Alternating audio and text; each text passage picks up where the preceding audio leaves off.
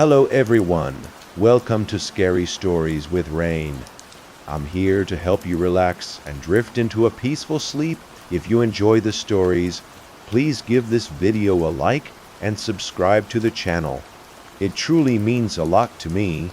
Iggy love to know where you are listening from and what time it is for you right now. Now, get comfortable and let us begin. Sirens grins. The sirens didn't warn, they summoned. At 2:47 a.m., the television bled red, its glitchy whispers coiling like smoke. Reverse. Gather the final piece. Open the doors. Let us heal. And just like that, the face in the mirror grinned back, wearing your skin, but none of your screams. Hello. I would like to start off by saying that I am writing this while hiding in the dense woods of Clinton State Park. I am going to write about everything that happened a couple of days ago. I have no idea how this is happening. I don't know what's going on with all these siren posts. Stay safe, everyone. I just need time to write down everything that has happened. My phone will die soon, so when or if I make it out of here, I will write more soon. I would ask you to call the cops, but I am 100% sure that they would be useless. I don't even know where I am. Where the hell do I even begin? I'll just tell you guys what happened the night of the 18th of June.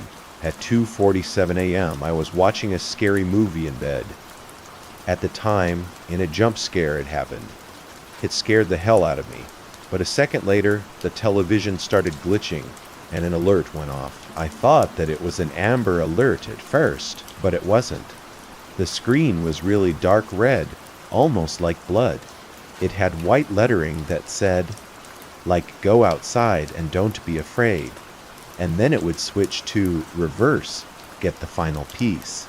And my personal favorite, open the doors, let us all come in.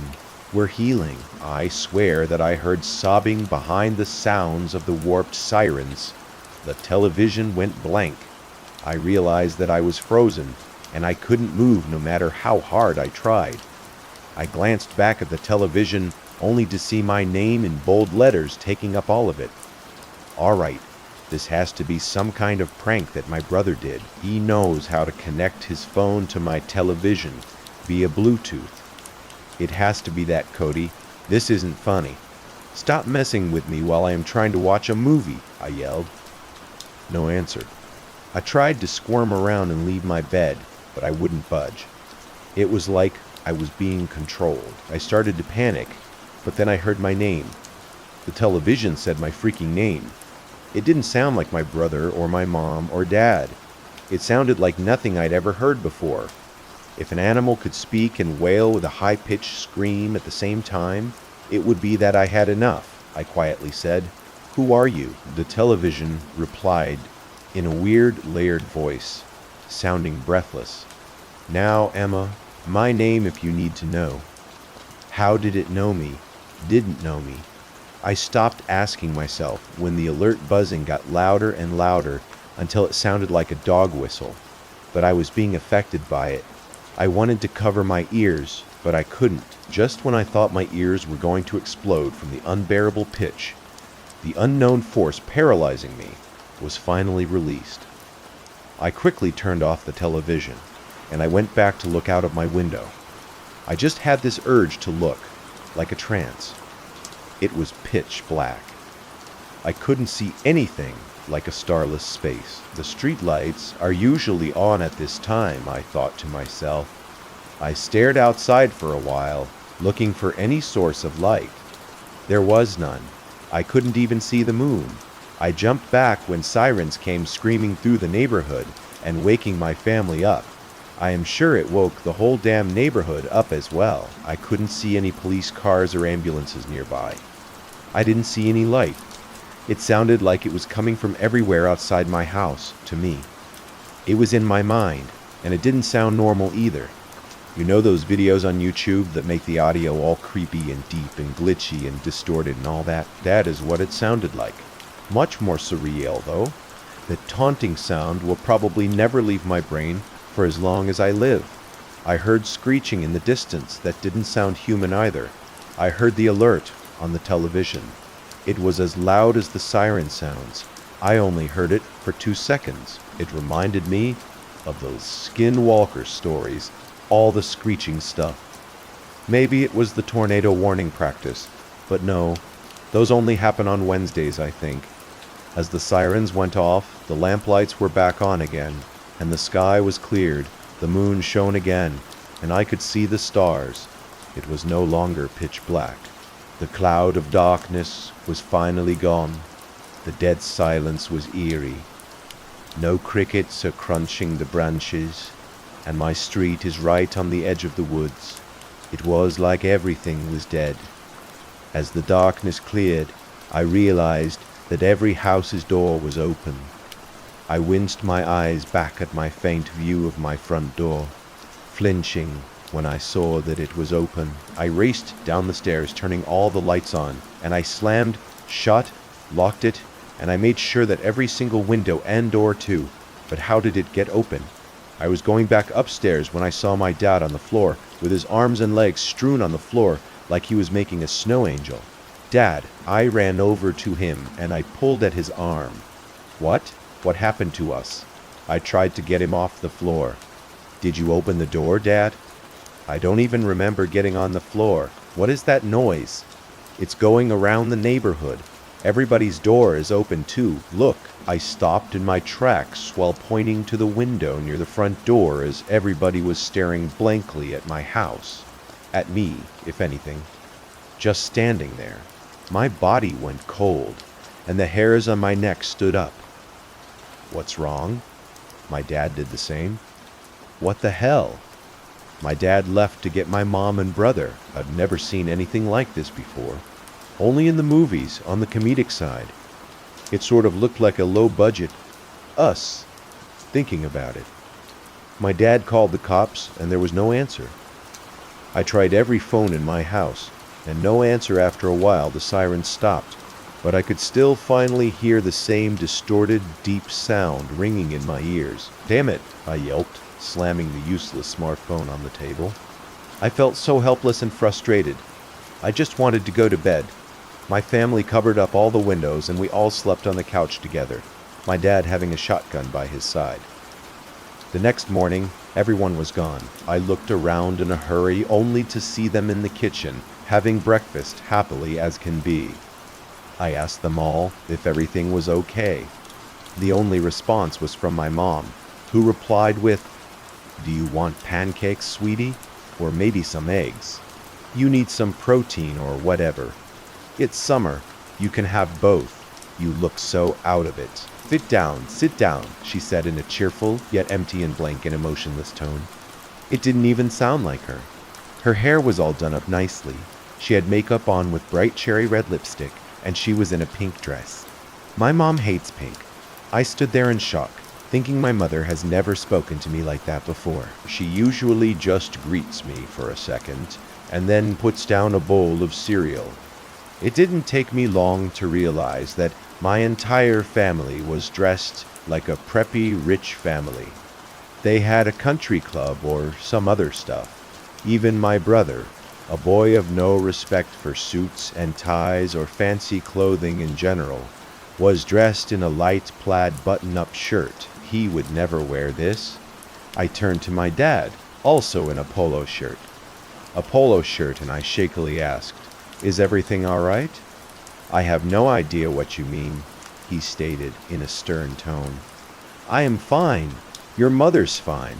Your brother's fine. Hopefully you are too. Now, sit down, please." I sat down, more confused as ever, and I ate. I looked down, and I was astonished at the fact that I switched from a hoodie and sweatpants to a pastel blue corduroy skirt and a tucked-in white loose off-the-shoulder blouse. I knew for a fact that I didn't own any of these clothes. I figured that they were my mom's. A million more thoughts rushed through my head. There was no explaining this. I swore that I was in my comfy clothes just a second ago. How could I brush this off? I wanted to ask more questions, but I was too afraid and not wanting to anger my so-called dad again. But then again, it was the best breakfast I'd ever had.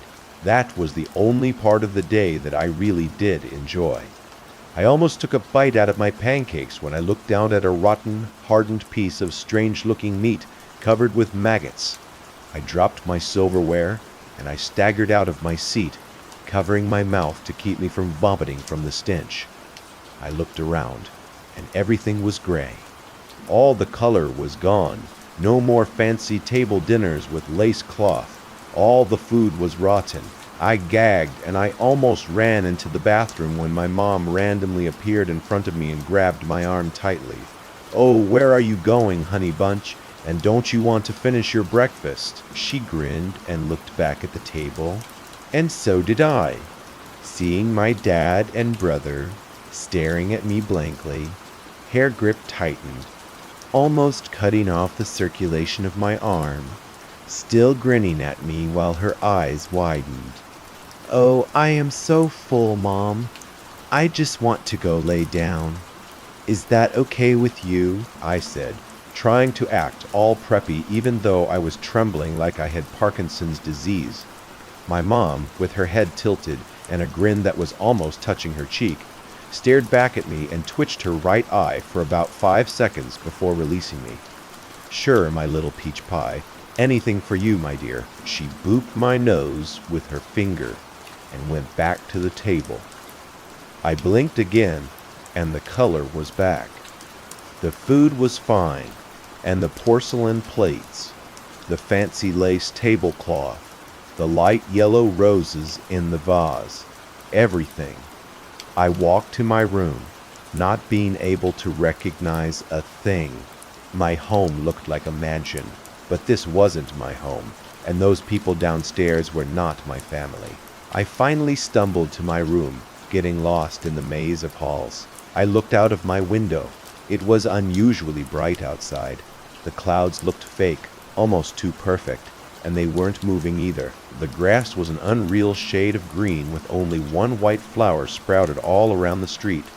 All of our houses were the same too, the same design and shape but different pastel colors.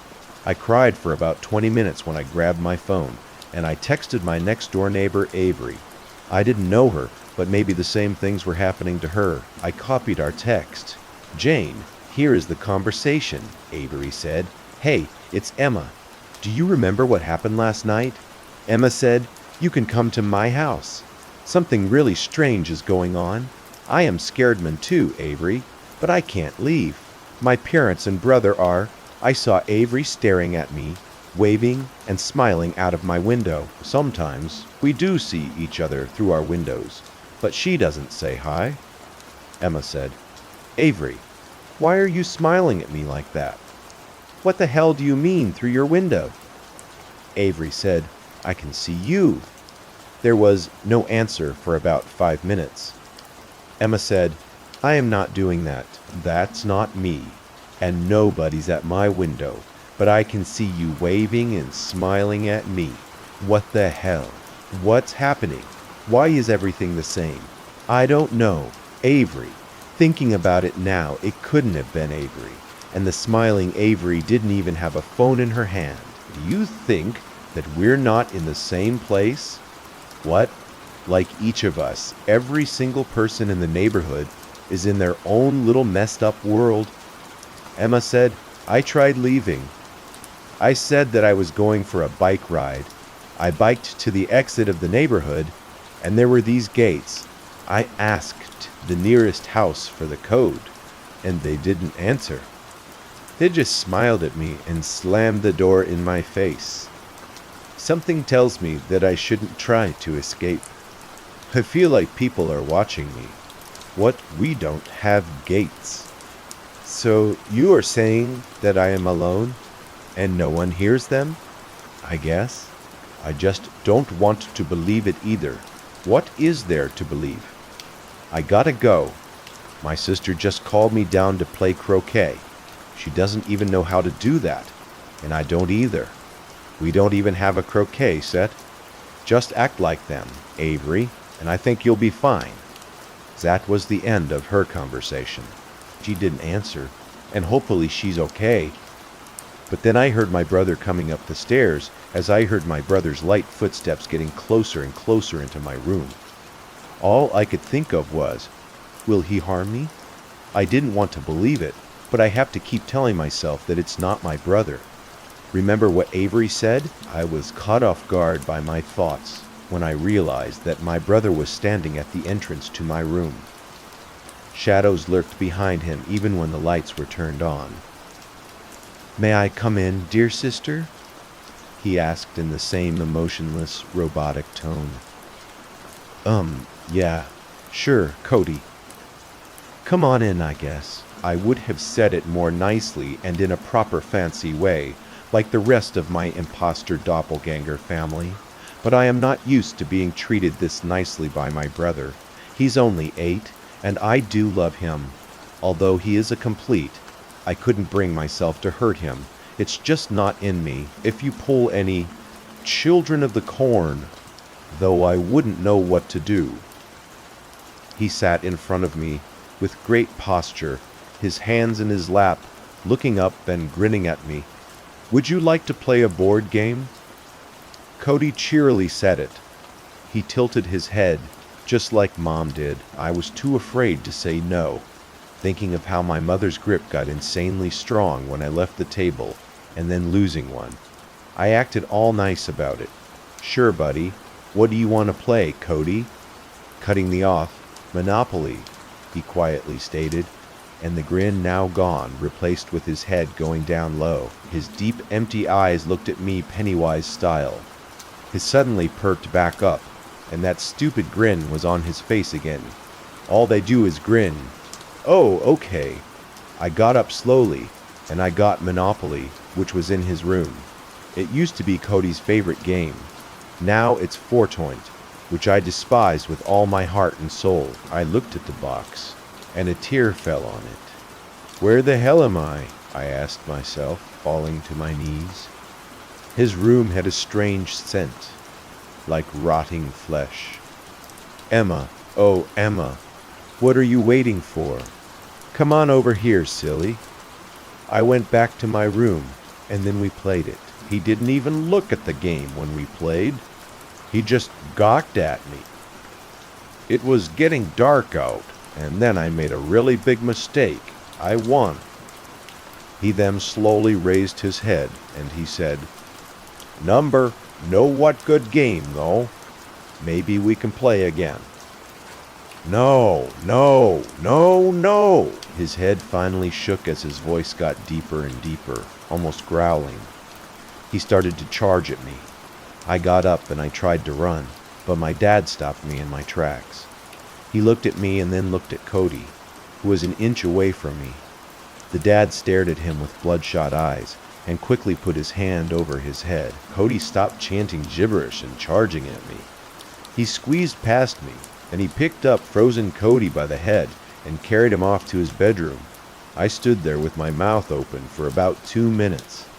Comprehending what had just happened, hour of frustration, I kicked the game board and threw all the fake money away. I was yelling when I heard my mother's voice, a regular sweet and tender voice. She was calling for me. She was yelling. I could only hear it faintly, though. "Emma, Emma!" It was like music to my ears. I cried and I laughed. "Mom!" No answer. "Mom!" Still no answer. "Mom, please answer me." Nothing. I landed on my knees again, cradling myself pathetically in my own tears, and then I heard a knock on the door. "What troubles you, my dear?" Mom number 2 said. I didn't answer, though. I flinched when I felt her cold hand touch my shoulder. She whispered into my ear, "I made some warm cookies for you, warm milk as well." It was oddly comforting. It all went away, though, when I turned around and I saw that stupid grin. I wanted to smack it off her face. It was so lifeless. "I would like some." "Oh, good." She wiped the tears off my face and went to grab the platter of cookies off my dresser. It smelled delicious, but I remembered what happened with the pancakes before she handed me the platter and the warm milk and patted my back and gave me a cold kiss on the cheek. "Call me if you need me," she said before leaving. I closed the door behind her when she walked away. "Screw your stupid cookies. I know what you are doing. Looking up at the sky, you are trying to mess with my mind." "Huh? That won't work?" "It won't work." I threw the cookies into the spotless porcelain toilet, and I flushed it down.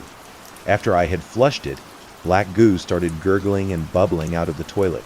I yelped, and I slammed the lid shut. I started to cry again, and I drank my milk, as I was very thirsty.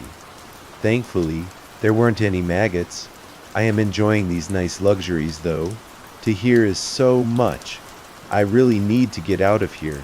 I stayed up late, and I couldn't sleep anyways. I snuck downstairs to see Mom number 2 and Dad number 2 glaring at the fireplace, both holding a cup of coffee in the same position, the same hand, but they didn't move. So I tiptoed down the stairs to sneak out. Fatal mistake, a floorboard creaked, and both of them snapped their heads at a sickening backwards angle, unlike The Exorcist. They got up and charged to me like Cody did, but only faster, and with grins still on their faces. I ran out of the door, and I grabbed that shotgun on the way out. It seems like they couldn't leave their house, as they just watched me run away with the door wide open with those stupid grins on their faces. I sprinted until I was at the exit. I wanted to be stopped by the gates. I tried to climb over them, avoiding the sharp edges. I was almost free when an invisible barrier had stopped me. It burned my right leg really badly. I screamed in pain as I fell to the ground, and that blaring siren went off again. I must have triggered it somehow. I checked the time, 2:47 a.m., just like last time. I eventually got myself up, only to find everybody in the neighborhood, and were leaving their houses, and they were walking towards me. I tried to run, but my burnt leg was no help. I limped as fast as I could, even though my neighbors were walking with some strange device. I shocked some people and shot some that were more aggressive. It was hard, but it helped knowing that these were not my neighbors. I eventually made it to the woods. Everybody was chanting my name in an angry voice, and getting more and more intense, and to the point where they were screaming at me. The voices were getting louder, and so I ran faster. I was aware that I was running over bodies. Bodies with their stomachs cut open perfectly. Their eyes were rolled back, but they didn't have any veins. They were in the same perfect position. Arms straight by their sides, legs straight and pointed. There wasn't blood, just a white milky substance and circular gray pods gushing out of their sliced bodies, sort of like bursting boba, or the stuff they put in that boba tea. Whatever it was, it scared the hell out of me. It was like a graveyard for the imperfect will getting out of there. Trying to step over the mass of deceased bodies but failing miserably, I slipped, and I fell down a hill and landed in the Shunganunga Creek. I went to get up, but the same distorted voice from the alert told me to stay in. I did, and before I knew it, something was pulling me under the water, a strong, fast force that I couldn't fight no matter how hard I tried. I was being pulled down a hole in the Shunganunga Creek. I started to lose consciousness as I went deeper and deeper into this hole, and then everything went black. I woke up in the same spot on the couch when I fell asleep with my family when the sirens had started.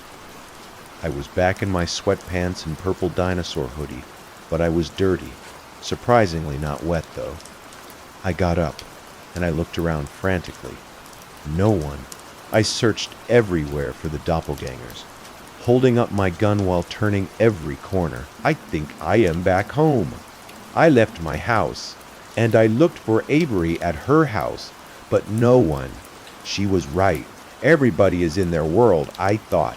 A hope was lost, but I remembered that I could text the Shunganunga Creek. It's the way out of here. I went back down to the Shunganunga Creek. There were more holes, multiple with names labeled on them. Kelsey, My mom, she had a hole. Even my hamster had a hole. Everybody in the neighborhood had a hole. What should I do? I tried texting, but there is no service, and no one is answering my calls. The police would not be able to handle this, but wait. I just got a text from another contact named Avery asking where I was. It's not the same person that I had chatted with earlier. That's it. I am going down the holes. I am getting my family in this whole neighborhood back, or what's left of it. I grabbed my dead shotgun that I brought with me while escaping my fake Coleman. I got in the water, I stepped into a sinkhole, and soon again I was in another world. How am I not wet? I thought to myself. I walked out of the woods, past the bodies with orbs overflowing out of their mouths, and I finally got to the neighborhood. The same pastel houses, the same motionless clouds, the same extremely green grass with a perfectly symmetrical flower pattern. God, I hated this place, but I needed to find my brother.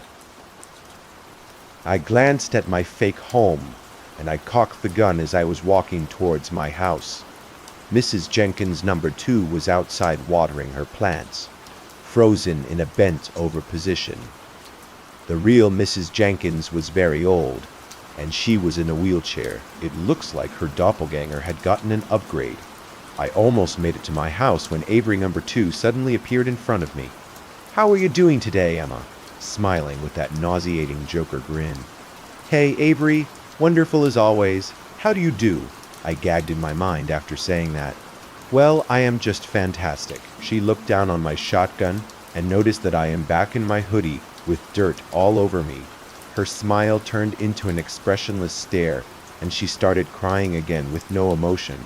She started to walk closer. I backed up, and she started screaming, charging at me. I pulled the trigger, and I kicked her lifeless body. It was cruel, but I needed to know that she was dead. Her body convulsed for 1 second, and then her mouth started gurgling the same white liquid as the people in the woods. 2 men in white and blue suits came out of nowhere and walked next to each other at the same pace towards Avery number 2. They picked her up, and they watched her into the woods, not paying any attention to me. Neither did anybody outside. Maybe if I didn't acknowledge them or talk to them, they wouldn't freak out. I tested it out by randomly shooting Mrs. Jenkins from a distance, not talking to her. No one paid any attention, and they didn't even flinch. Another pair of men in suits took her into the woods. It worked. I realized how dark my thoughts were, but it was for the best. I finally got to my house, and I slowly pushed the door open and sneaked in. My family, including Emma, number 2, and my real brother, were frozen at the breakfast table. They were just sitting there, not eating anything. My brother looked happy, but I knew that it was him. He just looked at the food, and he didn't want to eat it, but it wasn't food at the table. It looked like flesh covered in those gray, bursting boba orb thingies. I held up my gun, my fingers shaking at the trigger. I felt bad, but they're not my family, and that thought was the only thing that was keeping me sane. "Hey!" I tried to whisper, but I needed my brother to hear me. "Hey!" This time he looked over, and he saw me. My eyes lit up at the sight of him, but he looked at me, and he just nodded his head. No, I think that he was signaling for me to leave and come back later, but I am not taking that chance. I waited outside of the house for a while until they were done with their breakfast. I peered through the window. Nobody was still at the table. I went in the house, and I walked past Mom number 2 and Dad number 2, and I found my way to Cody's room. I saw him playing with a Rubik's Cube on his bed. "Cody." I ran up and I hugged him. "Emma, what are you doing here? If you are here to rescue me, I want to stay. It's so nice." "What?" I said, baffled, extremely confused by what he just said. "Emma, it's dangerous here, and you should go. And you heard me. I want to stay." I walked up to him, and I sat down in front of him, grabbing his shoulders. "Cody, what about Mom and Dad? They miss you a lot, and I know they would want you to come back. Plus, I didn't come all this way today to get an attitude just because little whiny Cody wanted to stay." "Go away," he screamed, pushing me. "Okay, I am sorry. I'm not leaving without you, though." Mom, Cody, that's not your mom." "Yes, it is. God, he's brainwashed." I heard footsteps coming up the stairs. I hit Cody with my gun accidentally while turning around and knocking him out. I know, but hey, at least he's coming with me for sure now. Soon enough, Mom number 2 was standing at the doorway, smiling, holding a freaking axe. She ran at me, swinging it. She missed and hit the wall, and while she was trying to get it out, I shot her. I grabbed Cody, and I ran. I made it to the Worlds, and I found Mrs. Jenkins, number 2, and Avery 2 added to the pile of people with their stomachs cut open, pouring out the gray orbs. I got to the Shunganunga Creek, and I went back down Cody's hole, and then I got back to our real house, laid him down on the couch, and tied him up in case he tried to escape or make things worse. I went back into the woods, and I jumped into my mom's hole. I regained consciousness in the woods, and I did the same thing go past the houses. Mrs. Jenkins, number 2, everything. I winded up at the house. Then I burst in, not scared to shoot. At least that's what I thought I was going to do. I walked in on my mom crying, clutching a knife in her hand. Was the doppelganger family tied up, not making a sound? They were on the floor, not even struggling. "Mom?" She turned around quickly, dropping the knife. "Baby, oh my God!" She ran over and hugged me tight, but then stopped and had a confused look. "Wait, and that's not you." "No, I don't know what they are, but I have Cody back home." "I knew that it wasn't you," she sighed in relief. "I knew it. I tied you guys up because I didn't really know why. The neighborhood, it's so different. How did you get here? And where are we?" "What do you mean?" "Cody is back at the house." "It's okay, Mom. I've been there. I'll explain everything that's happened when we get back." I grabbed her hand, and we ran out to the woods. We stopped when we came across some of the neighbors circling around the dead bodies near the Shunganunga Creek, holding hands, and their mouths were covered with that milky liquid. "Jesus Christ, are they eating the bodies?" My mom said. My mom grabbed me by the hand and started to run back to the neighborhood. "No, we need to get to the holes to get back home. The holes, trust me, let's go." We ran past what looked like a ritual and got to the Shunganunga Creek. My mom stared at the sinkholes and was baffled. Once again, I said to get in, but she hesitated at first, and then she eventually did. I was about to go, but I took one last look at the circled corpses. They were gone. I jumped in, waking up with my mom tucking in my shoulder, saying, "Wake up." I took her back to the house to meet Cody. I let her have her moment of happiness before telling her that Dad and the rest of the neighborhood was still in those holes. I told her that I was going. She didn't want me to at first, but I explained to her everything that had happened. She should stay with Cody anyways. He looked terrified before he saw us, and he had his head in his knees and was sitting in the corner. I think he knew that everybody was gone. The neighborhood was dead, empty, lifeless. I hugged my mom, and I went back into the woods. At this point, I knew what to do, but I had to be cautious at the same time. I stared at my dad's hole, and I jumped in. I woke up, got up, and I started walking. Something was wrong. It smelled like something was burning, and I saw the dim orange light covered by smoke. All of the houses were on fire. "Dad," I thought. I ran closer to the golden light, covering my mouth and coughing, trying not to inhale the smoke. I searched endlessly through the street. Behind the sound of the crackling, burning houses, I could hear the siren. I never hated a sound more than this one. I walked and walked until I saw somebody in the middle of the street. They were sitting. At first, I thought it was a doppelganger. But then I realized that it was my dad, and talking to himself repeatedly, saying, "I killed them all. I killed them all." He had a box of matches in his hand. He had started the fires. I ran up to him and I grabbed his shoulder. He flinched, and he pulled out a bloody cleaver, putting it down and realizing that it was the real me. "Is that you, Emma?" "Yeah, come on. What the hell are you doing? I thought you were dead. I killed all of you." "That isn't me. Everybody here is in them. Just come with me. We need to get back." I pulled him through the smoke, struggling. I felt like I was going to pass out, but we needed to get out of here. I was not going to die here, and neither was my dad.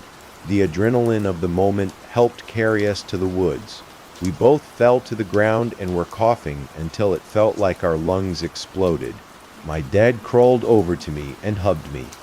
I was really satisfied to have my family back. But I couldn't help thinking about Avery or Jackson, my boyfriend. He lives in another neighborhood. But what if this is happening to everybody? It just can't be us. And if so, why just us? We had a fight before the sirens began, so I didn't text him just because I was mad at him. God, I can be mean at times, and I deeply regret it. My heart sank at the thought that he might be dead men, and my dad got up, and I told him to get in his hole. He laughed, something I didn't hear in a long time. I told him that it was our only way out. He refused, so I pushed him in.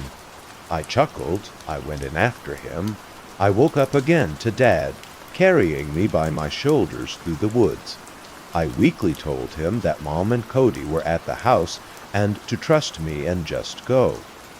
He had always been stubborn, but this time he listened. He probably listened because he just wanted to at least have hope that they were alive.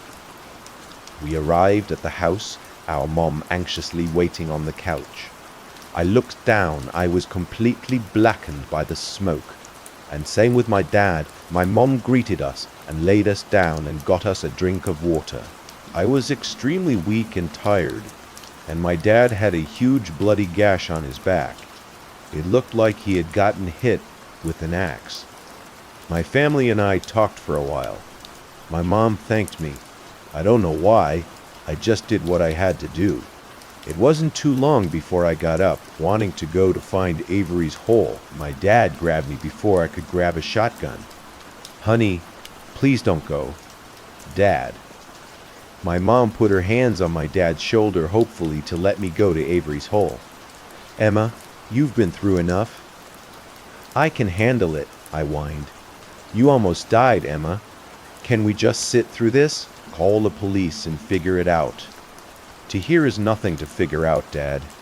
I can't figure this out, and neither can you. No one can. Here is no explaining this. And the cops. Are you kidding me? The cops wouldn't even believe us. They wouldn't know what the hell to do. Think of their faces when we say the entire neighborhood is trapped inside these sinkholes in the Shunganunga Creek with doppelgangers. And what would they say, Dad?" He sat there silent and took a deep breath, got up and went to his office, came back with a box of shotgun shells, and handed them to me. "If you are not back in a couple of hours, I am coming to get you." "All right, fine. But remember, if you enter any sinkhole, you have to leave out of any sinkhole. If you don't, I think you might get back to your own world, and you don't want to go back to yours." "Got it. Now, go before I change my mind," he said reluctantly. My mom and dad hugged me, and Cody waved goodbye. He looked happier compared to how he was before. I walked through the woods, and I stared at Avery's hole. "I am coming. Avery, hang in there." I jumped into the portal, my consciousness slowly fading. I woke up smelling the stench of corpses while getting myself off the ground. I heard screams. I darted my way over to Avery's house. I opened the door, and Emma number 2 crashed into me. and while it seemed like she was trying to kill Avery, I fell to the ground and I met eyes with me. It was really strange seeing myself any other way than a camera or a mirror. Emma, I tried to respond, but Emma number 2 now had her hands around my throat, squeezing tighter and tighter with that big fat grin on her face, or my face, I guess. I tried reaching for my shotgun, but it was out of reach. We rolled around for what seemed like an eternity. I got on top of her, and I started punching her like crazy until my knuckles felt sore. She didn't stop, and she was insanely strong. She eventually escaped my grasp and pushed me to the ground, strangling me again. "Avery!" I quickly said as I pointed at the gun. It wasn't long before I realized that she was fighting off her mom, who had a cleaver. We're so screwed, I thought to myself, defeated. But then Emma number 2's legs slipped, no longer pinning my full body down, and I got a hold of my legs back. I kicked her in the chest, and I grabbed my shotgun. Before I could shoot her, she shot me with that weird device thing that people were carrying around when I tried to escape through the gates. I fell to the floor, and she's still fighting off her mom. Everything swirled and spun around me until I closed my eyes. When I opened them, I was floating in what seemed like space, but dark gray with swirly clouds of white. It looked like an ink drop on water or paint spilled in water, like those iPhone live wallpapers, trippy. But I needed to get out of here. I swam through the dark mass, and, not finding any way out, I was losing hope. And then I saw me. Well, Emma too. I stared at her for a second, and then I went over to her. "What do you want?" I tried to ask my family, but came out weak. She didn't answer. She just snapped her head back at me. But this time she wasn't smiling. She had a look of intense fear. She looked at me and started clawing at her cheek. She clawed more and more, until she was ripping her skin off. She peeled off a thick layer of flesh, revealing a gray, oily, yet smooth surface. She kept peeling until a large, oval-like gray head covered with slime appeared. It opened its yellow, glowing eyes and screeched. That was the sound that I had heard when the sirens went off. It was the exact same. I turned around and I swam as fast as I could. The thing started following me now in its full form, covered in ooze. Long, huge spider legs with claws, and a see-through body filled with those tiny gray orbs. It tried impaling me with its legs a couple of times, making this weird clicking noise. It sounded like bone cracking. I came across another hole. I didn't know if it would do anything, but I jumped inside of it anyway. I just wanted to get away from that thing. I came back into Avery's world once again. I woke up in the same position with Avery still fighting her mom. I looked over, and Emma number 2 was gone. I grabbed the shotgun quickly, and I blasted Avery's mom number 2. She looked at her mom, and then looked at me. "Avery, how long have I gone?" "Like 1 second after the second version of You Shot You. How did you get here?" she said breathlessly. It felt like I was gone for hours. I told Avery everything that had happened, including the holes she didn't see in that shot. I wouldn't have either after all this. We went back to the woods and went through the hole, and when we got back to my house, she said she wanted to go with me to find her parents. I hesitated, but I agreed, and so we did. Hours went by, and we got her parents back, and her dog. And for those who were asking about my hamster, Pickles is alive and well. I am not going to go into details because we basically did the same thing over and over again. Avery was reunited with her parents and her dog. She tried explaining to them what had happened, but called the cops anyway. They asked Avery's family and mine ridiculous questions, and they looked pretty baffled too, but we told them all the same story. It has been 5 days since this all happened, so they could just file a missing persons case on almost every person in the damn neighborhood. I didn't tell them about the holes, though. I told everybody not to, since they might quarantine it or something. I am not really sure what the cops did. and they searched the houses and left. I was tired of getting people out of the doppelganger worlds, but I had to. I got one person out of a family and told them to go get their family, and the rules exit through the portal you went in. While getting somebody out, you should dress fancy if you can and act like them. Bring guns and everything out, and that sort of worked for everybody. Some people were too afraid to go in. Some came back with the dead bodies of their family. Some came out without their family, saying that they couldn't find them. But it was all happening very slowly. If more people are in there for any longer, they'll die. I couldn't stop thinking about the weird place I was in with that thing. I think that he's the cause of this. I have to find it and kill it. I went through Mrs. Jenkins's hole with a backpack filled with weapons, and I thought about how to make the doppelgangers get their weird weapons out. Why didn't they just shoot everybody with it when they had the chance? What makes them take it out anyways? The only time I ever saw them do it was when I was trying to escape through the gates and the sirens went off, and when I was fighting myself pods if they discover something that's imperfect, like me escaping through the gate. You are probably not supposed to do that, or have two of the same people in one world. So I went to my house, and I found myself. We fought, and as soon as she pulled out the strange-looking gun and shot me, I waited and waited until I was in space like a void. I searched and I searched for the beast. I was going to give up hope when I heard that blood-curdling screech. I could see it floating, yet charging at me at the same time. I am absolutely terrified, but I had to kill this thing. I shot with my gun, useless, and the bullets deflected. I thought, how am I going to do this? While I was getting out a knife from the backpack, the creature sliced my arm pretty badly with its sharp legs. I tried cutting its legs off to no use. It kicked me around like a soccer ball when I tried to get close to it. It was hard, but I got on top of it, and I tried axing its head, and it broke the axe. Useless. It cut my cheek and the back of my leg. I cried out in pain, mostly from the pain and some from the thought that I may not be able to kill this thing. And then it said, "You cannot kill me." In reverse, "Gather the pieces." It said in the same strange layered voice from the alert on my television. It felt like it was talking to my mind. While I was floating, holding my leg, I saw its stomach filled with pods. It was made of a different material than the steel-like legs, almost like a thin layer of jello. I also had a box of matches, and I swam under the thing, grabbing onto its stomach.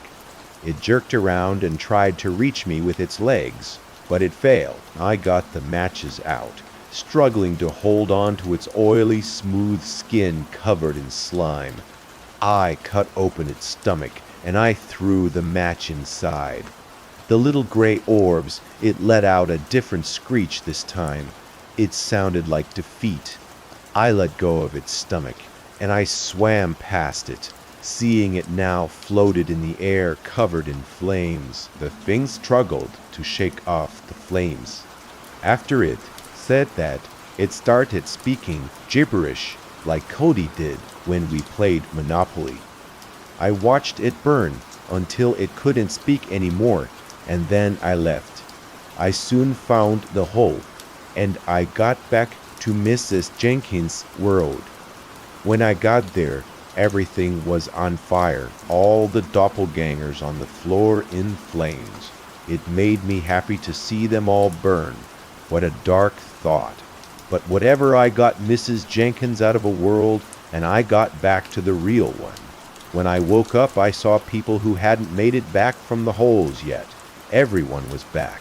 They were unconscious outside of their holes. Some were awake already, confused and in a daze. I got them back to their houses, and of course, a bunch of people did soon call the police.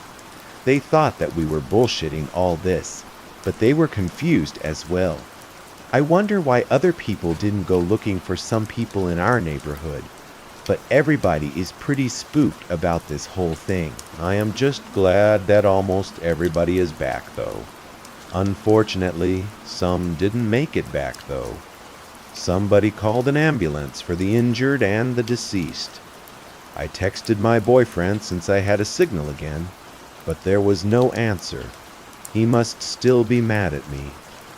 I drove to his neighborhood, and the streets were oddly empty. Only a couple of cars were there, which is odd. We usually have a lot of traffic. I got to this eerily quiet neighborhood, and I knocked on the door. No answer. I started to panic, so I went in. No one is there. I ran to the houses, and I searched everywhere. My God, T, here is no one here. The hungering voice. One last thing.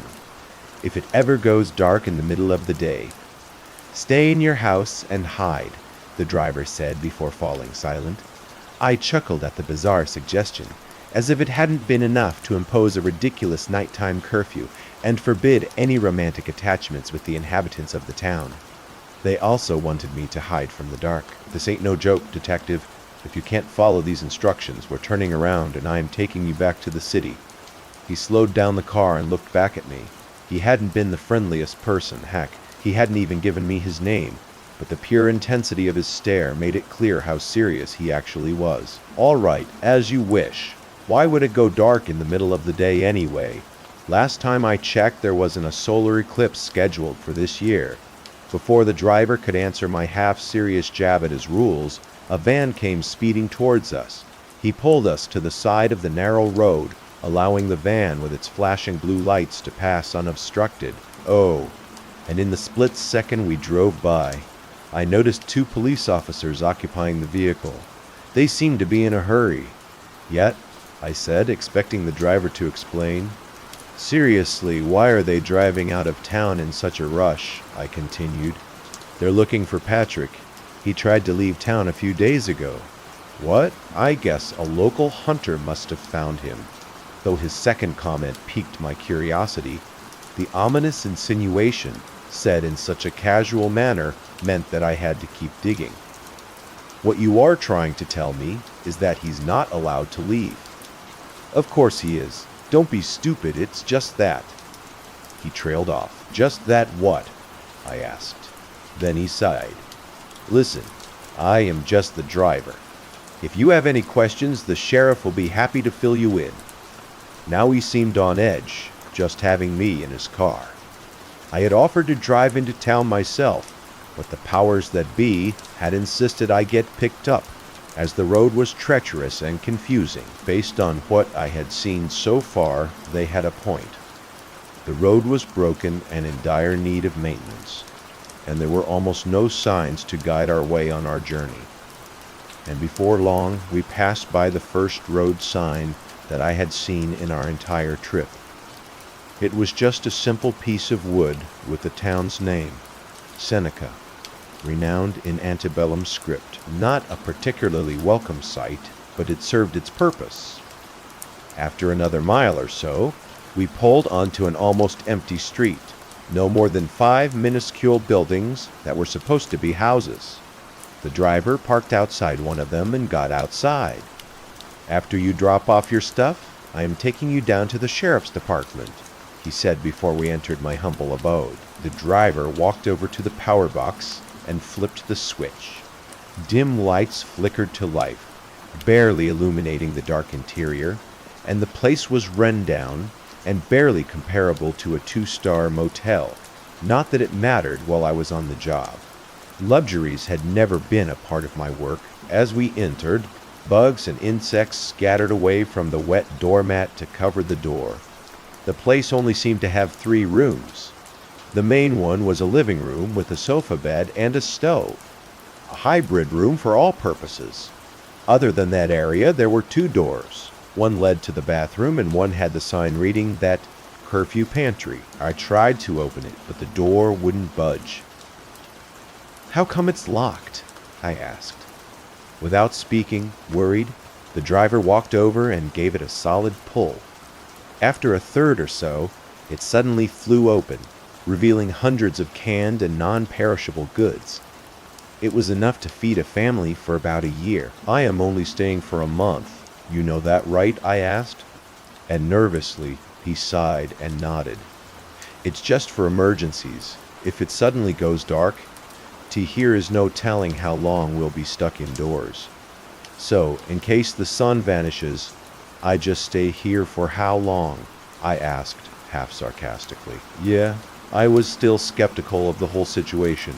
He thought for a moment before responding. "Usually just a couple of hours." He trailed off. "Usually? God knows it could be longer." "How long?" I asked firmly. He fell silent again, not willing to answer the stream of questions that I kept producing. "Then just drop your dang bags and let's go visit the sheriff," he ordered. Without further argument, I put my bags down on the table, carefully keeping them away from the bug-infested floor. I chuckled briefly to myself, thinking that, in the very least, I wouldn't be lonely. As we drove through town, I got a better look at the tired, old-looking buildings. They all seemed so ancient, as if they had been built back in the 50s and subsequently forgotten about. There were a few people out on the streets, all looking cold and exhausted beyond measure. None very excited to have a stranger visit them, it seemed. The sheriff's department didn't fare much better than the rest of the town.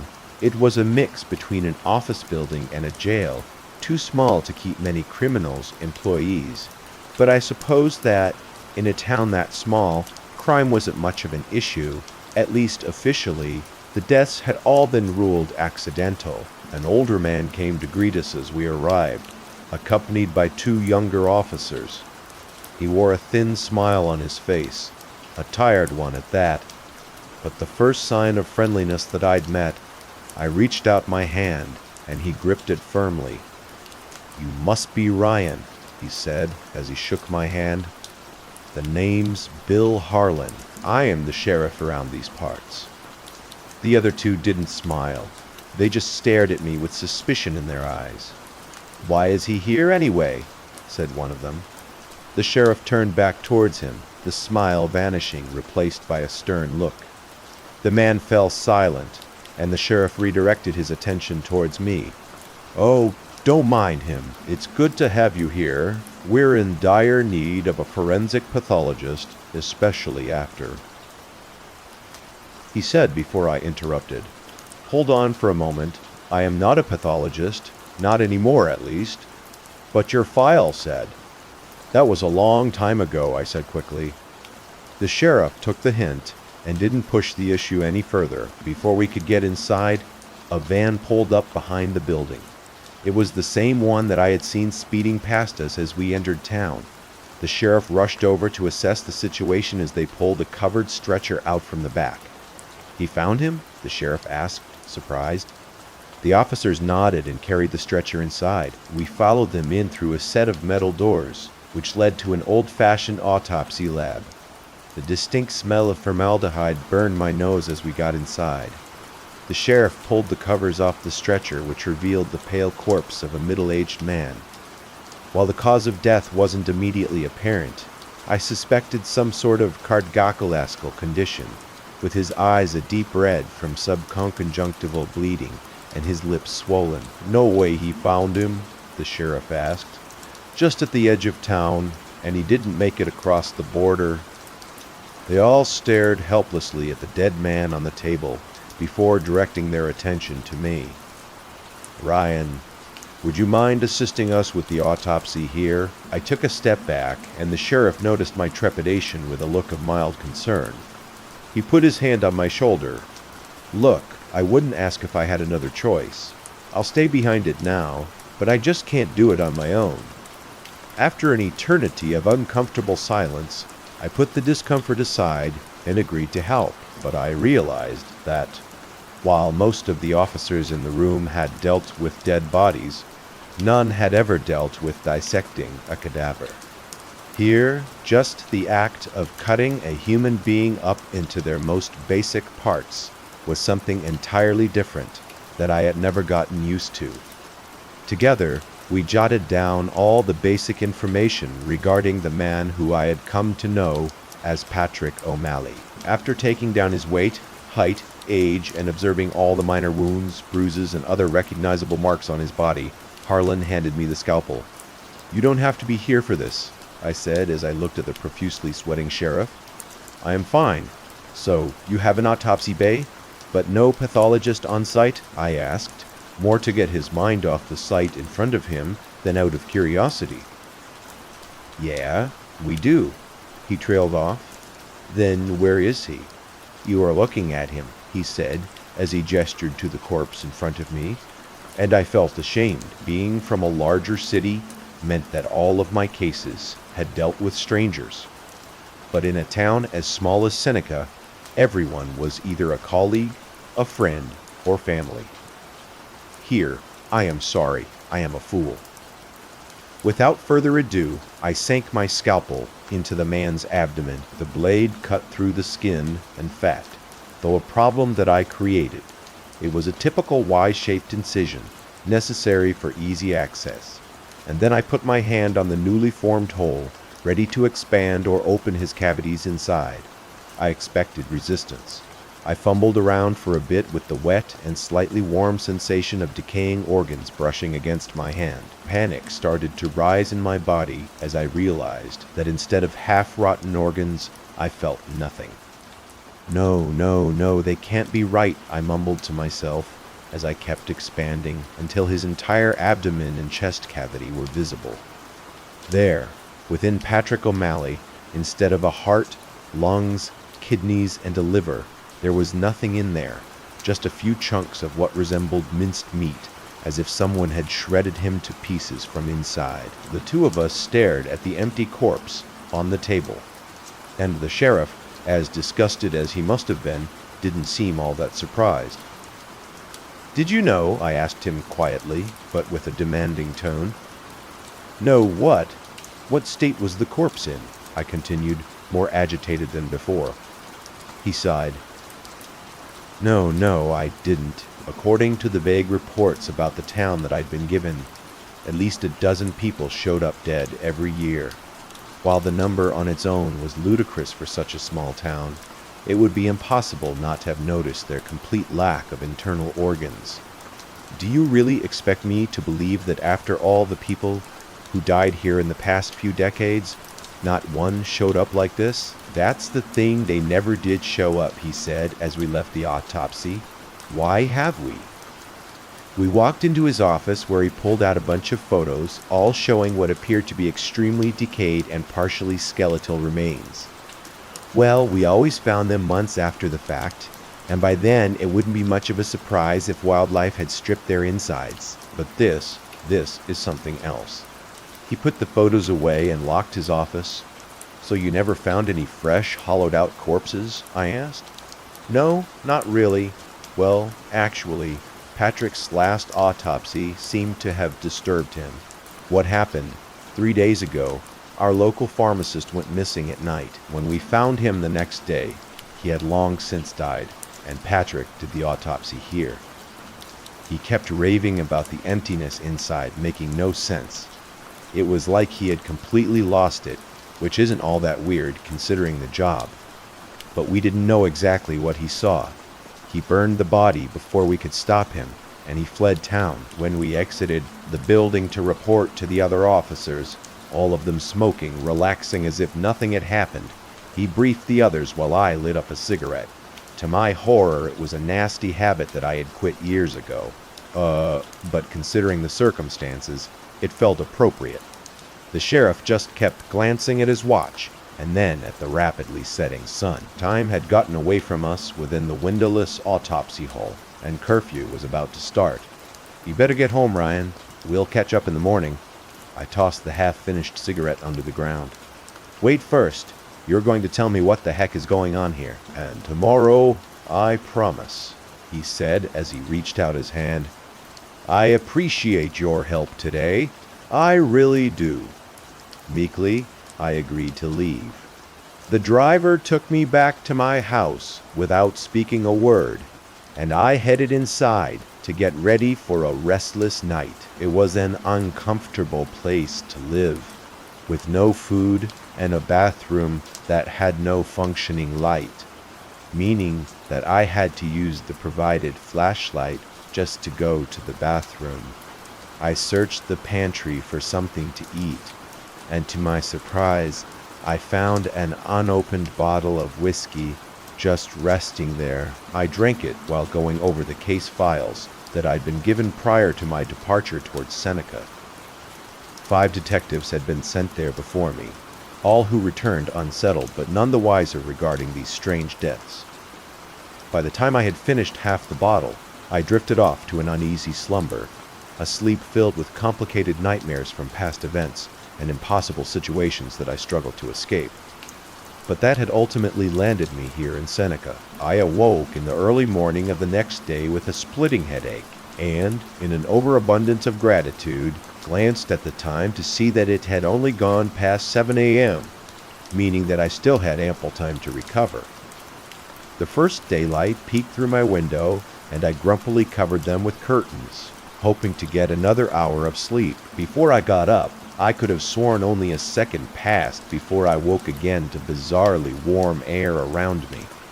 I got up, intending to open a window, when I noticed that it was completely dark outside. Surprised, I started to panic, worried that I had slept through the entire day. Hungover and annoyed, I grabbed my phone to call the sheriff, and when I noticed the time, 7:42 a.m., only 40 minutes had passed. I stuck my head out through the window and tried to get a look around. Even the street lights seemed to be obscured by the darkness, their yellow glow barely visible. I dialed the number to the sheriff's department, but they didn't pick up. And then I attempted to call Sheriff Harlan's personal number. He picked up almost immediately, but his voice was obscured behind a static-like mess of sound. Rye, stay inside. Keep. I don't. Outside. He managed to get out before the connection broke. I slumped back down in bed, the driver's warning playing on a loop in the back of my mind. If it ever goes dark in the middle of the day, just stay in your house and hide. And then I saw someone move out on the street, just a shadow hidden in the dark. Hello, I called out, my voice muffled, as if the air itself had grown too thick. The shadow heard my call and turned towards me. It moved with unnaturally exaggerated movements, seeming to skip steps at first. I thought it was one of my neighbors, but even as I walked under the partially dim streetlight, it still didn't come into view. Whoa, it dawned on me that the thing wasn't human. I wanted to duck away from the window and hide, but I was frozen in fear. My eyes kept focused on the slowly approaching figure, and then I noticed another shadow approaching from down the street, and another, dozens of shadows wandering the streets of Seneca, all of them heading towards me. Self-preservation might not be my most redeeming quality, so when I saw a figure walking around in the overwhelming darkness, my first instinct was to help the poor soul.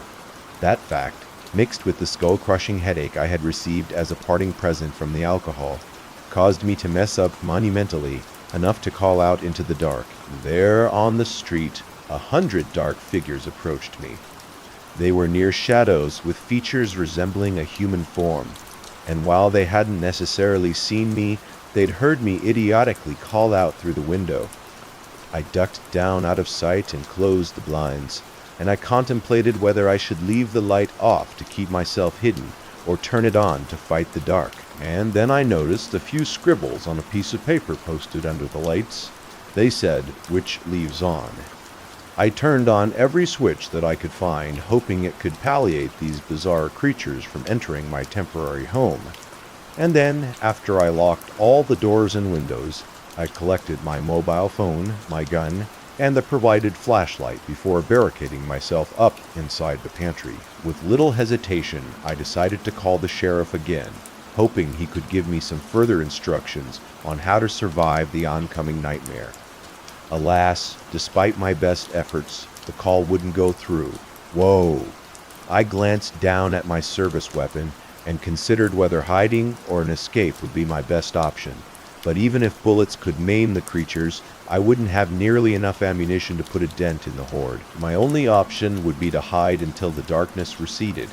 The driver had told me only a couple of hours had passed, and while I prayed that it was true, something within me felt instinctively doubtful.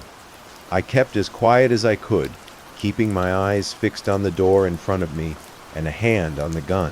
While I couldn't hear the creatures move around, I knew they had gotten close once the lights outside the pantry started to dim. It wasn't as if the lights had died, but more like their presence swallowed the light. The sliver of light that sneaked in under the door had all but vanished, and I had little more than a weak light bulb inside the pantry and my exceptionally strong flashlight left to keep me company. Hours passed, and I held my breath as I waited for what felt like my inevitable demise. And then days passed, and the darkness remained. I tried my best to preserve the battery on my phone, only turning it on every few hours to check the time and attempt to call for backup. And I managed to keep the phone going for a week before it eventually died, even if I had the charger with me, and there were no outlets to connect to. The pantry itself had become a disgusting prison. Food and water weren't exactly a scarce resource, but dealing with my bathroom habits made me weigh the pros and cons of consuming anything more than absolute necessities. Time became a foreign concept without my phone to keep track of it. I had to rely on my own internal clock, which had been wrecked by the lack of a day and night cycle based on the growth of my beard. I assumed that 2 weeks had passed by the time that I went to my gun as more of a way out than a means of self-defense. By then, the light outside of my door had completely vanished. It had taken the creatures a long time to consume all the light, but once they were done, I could see slivers of shadows penetrate from under the door.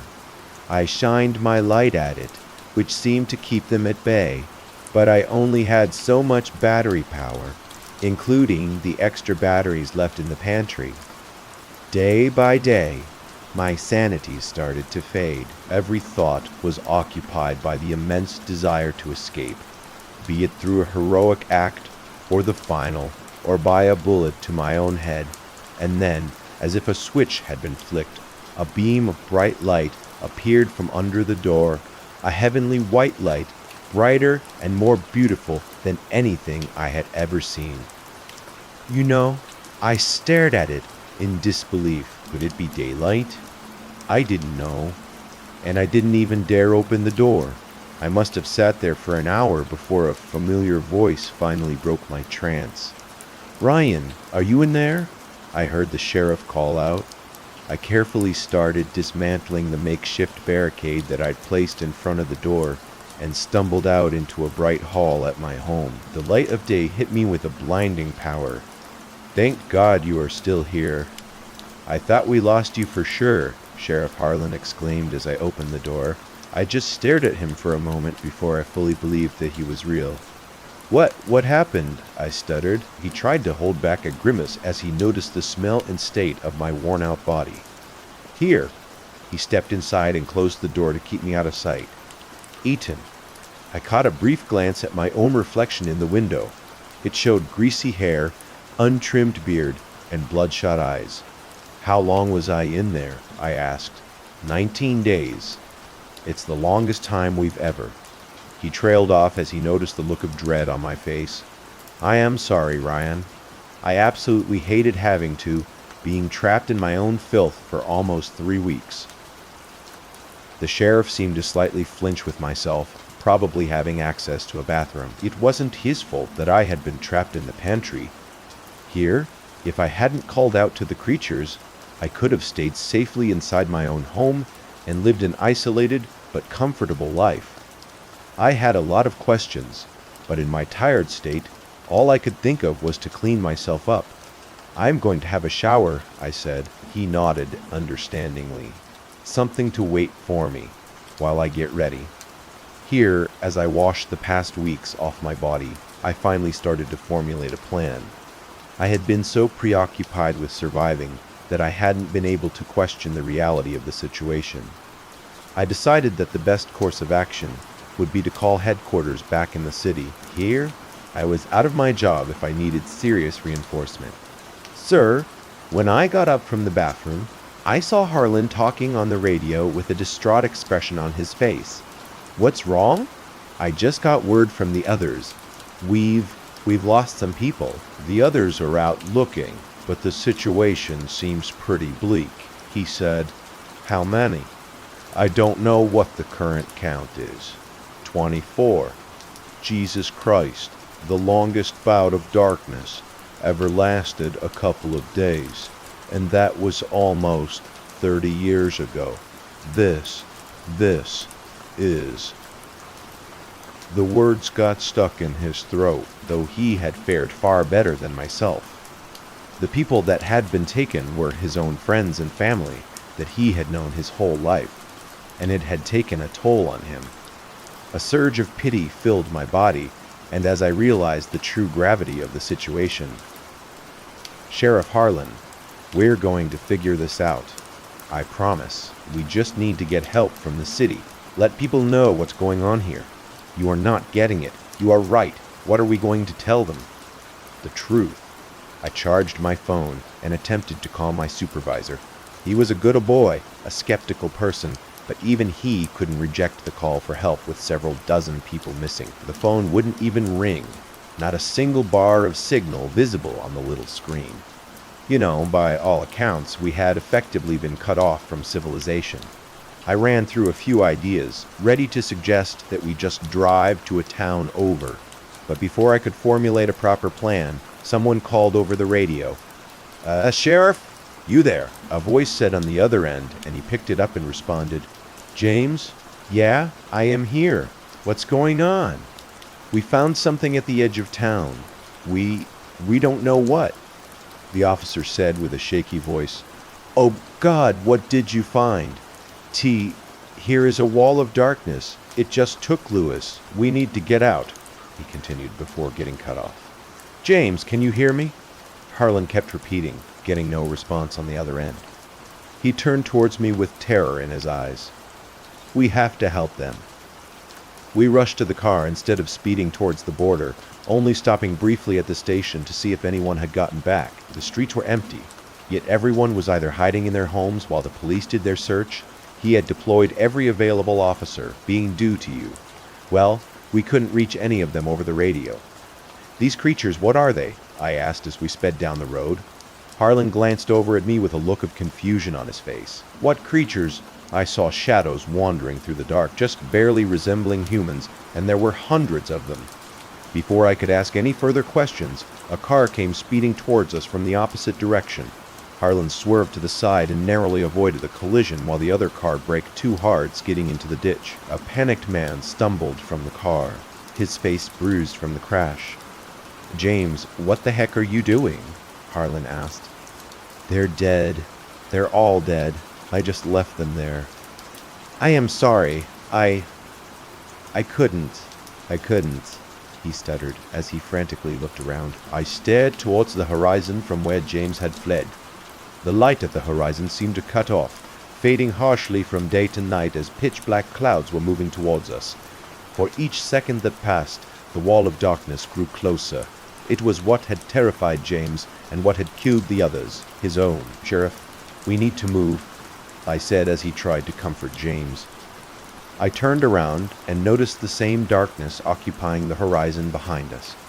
By the time he had picked James up, the darkness had enveloped the entire town, shrinking by each second that passed. It had already killed most of the police force, and I was starting to fear that by the time we got back to town, there wouldn't be anyone left. I don't want to die.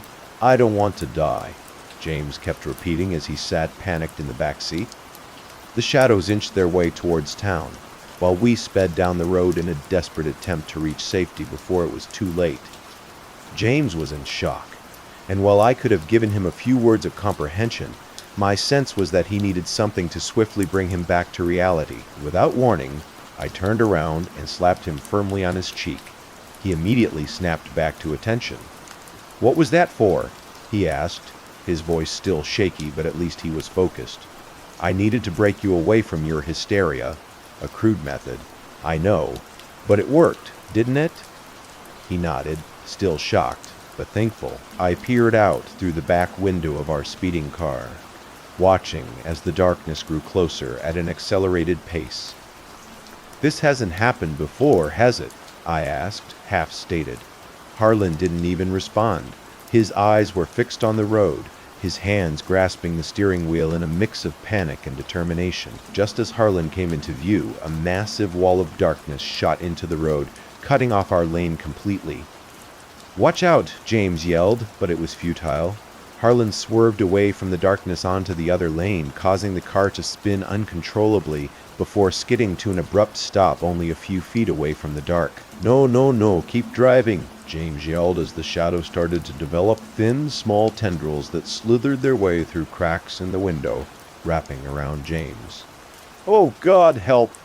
Before I could even try to pull him away, the tendrils dug their way into his chest and abdomen. His blood-curdling screams of agony quickly faded as his throat, too, filled with blood, and within seconds he could do little but writhe around hopelessly and whimper in pain. I fumbled around for a flashlight and pointed it at the window. The shadow immediately retreated back, or so I thought, from the light. "At the headlights!" I yelled. Harlan had already reached out to turn the high beams on. The bright light showed these shadows away just long enough for us to make a swift escape. "James, are you all right?" I asked him. He didn't respond.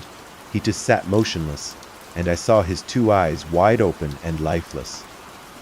"James," Harlan chimed in. He's dead," I said as I checked his pulse.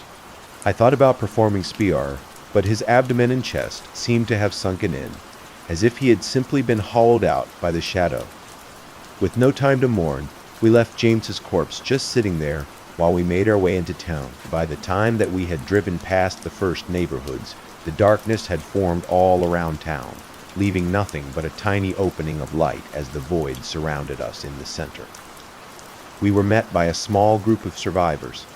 They'd put up a perimeter of bonfires and powerful searchlights, though it seemed to keep the shadows at bay. Slivers of darkness still tried to absorb the light, dimming it second by second. We stopped the car and bolted out, leaving James' lifeless body behind. An older man, who I recognized as the nameless driver I met us with a strong flashlight and gestured for us to follow. "Al George, thank God. How many people made it?" Harlan asked. "We've got about a dozen setting up a barrier while the rest are scavenging for supplies. But we ain't got long. We need to get inside the station," he decided. It was a chaotic retreat back to the sheriff's department.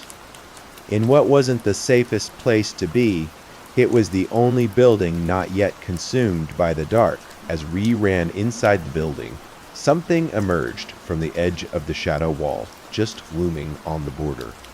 "What's that?" Harlan asked.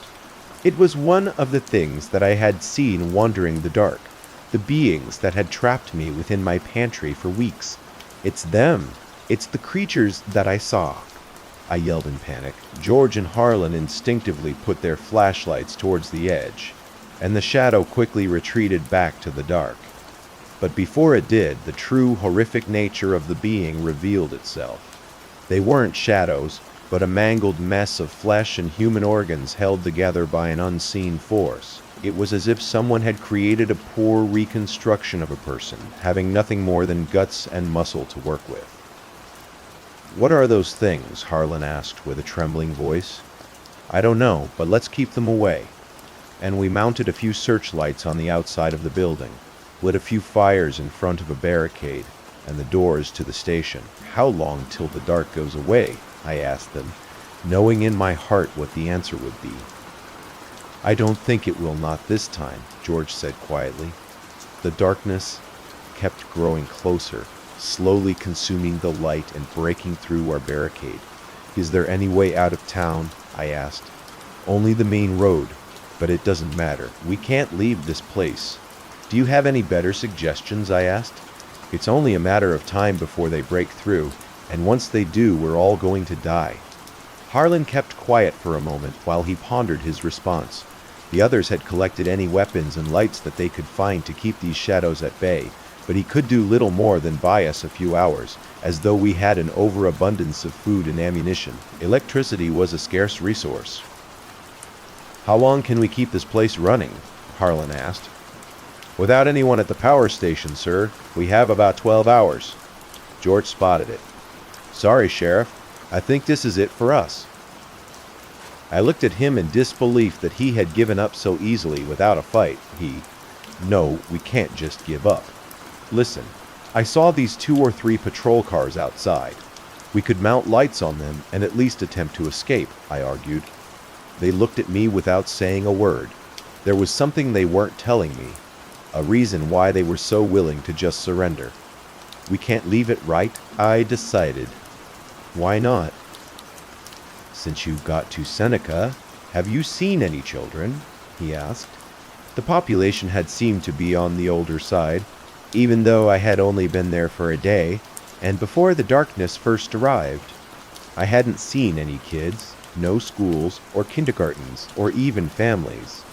Harlan sighed. 50 years ago, and we had our first bouts of darkness. At first, it was nothing more than an oddity that we couldn't explain, something we just accepted as a weird phenomenon. But then people started disappearing, always in the dark, never to be found again. Number. He trailed off. A chatter was heard from outside, jolting us all to attention. Through the window, we could see a few glimmers of light vanish as one of these searchlights broke down. Time was running out, of course, so once we were hit with the horrors that lurked in the dark, people tried to leave.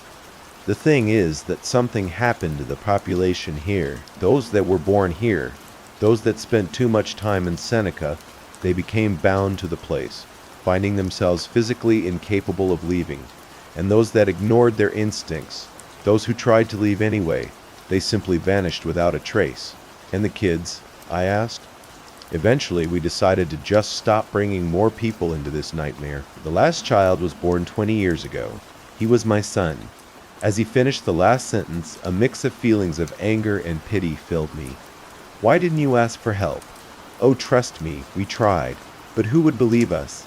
We brought in detectives from different cities, hoping they would see the dark madness that they would finally help us. But none of them did, until you came.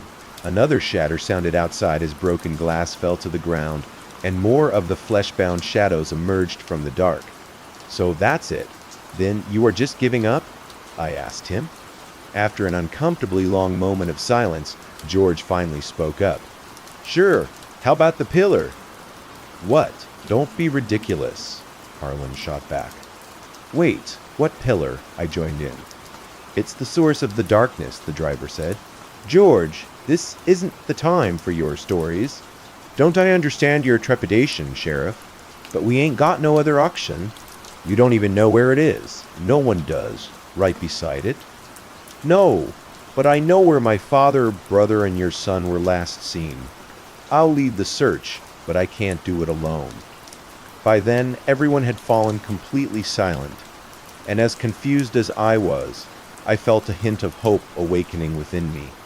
What exactly are we going to do? I asked. He turned to me, inside. We're going to destroy the darkness. As children, we were told that darkness isn't something to fear. Our parents gave us empty promises that there were no monsters hiding in the shadows. They said that whatever creaks and cracks we heard, they were figments of our imagination, yet we felt the horrors hiding beyond the edge of our vision.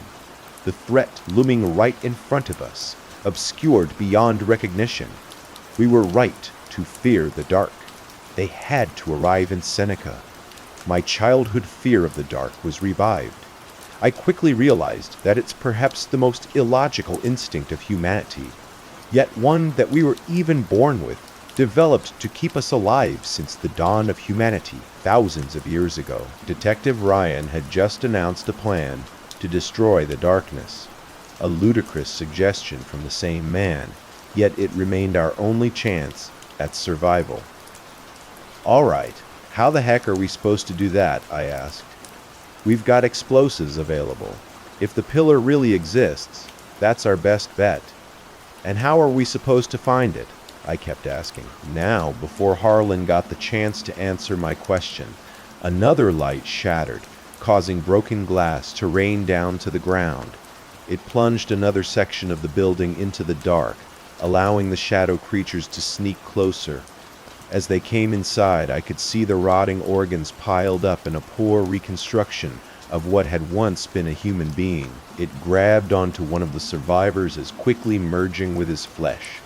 He winced in agony, unable to scream as his lungs turned to mush. "Get him into the light," Harlan yelled. George and I rushed to grab him, pulling him away from the ever-growing darkness. But alas, it was too late, and within just a few seconds, his insides hollowed out, and he had become one with the shadow. "It's too late, he's gone," George sighed. "Sheriff, we've got to go now." Though there were 3 patrol cars outside, we only had enough portable lights to secure one of the dozen or so survivors. Here, sir. Only 4 would venture out on the mission. Harlan and George, John and myself. John was one of the few surviving cops and among the youngest inhabitants of Seneca. He volunteered without hesitation. Lights were dividing the lights into one half to keep the building lit up, and the rest to the car. Harlan ordered as we guided the survivors into the autopsy room. Without windows and with heavy doors, it remained the safest place for those who stayed behind. The 4 of us got ready, yet placed ourselves in front of the exit. Stepping out would most likely lead to certain death, but we had no other option. Answer: "You'll have a better chance staying behind. This is your last chance to back out," George said. He was an odd fellow, with every inhabitant of Seneca stuck in town, physically incapable of leaving. He had driven out to pick me up. Why he could break the rule of the dark remained a mystery. John looked uneasy, a look of horror stuck on his face. Though he was eager to help, he lacked the experience the rest of us had. "Let's just go," he said nervously. "Yeah." And with that, Harlan unlocked the door. We ran into the dark, each holding onto a powerful searchlight. It kept the shadows at bay, allowing us to mount each light to the car. Within a couple of minutes, we were driving away from the station on a road of sacrifice, not inaudible. Cyril, even as a false sense of security washed over me, the car had been secured by lights, creating a perimeter of light around us. But it wouldn't last long. "How far is it?" I asked. "An hour's drive on a good day," George said. "But this is not a good day." George drove the car slowly, with a limited line of sight ahead. It was a dangerous track to travel.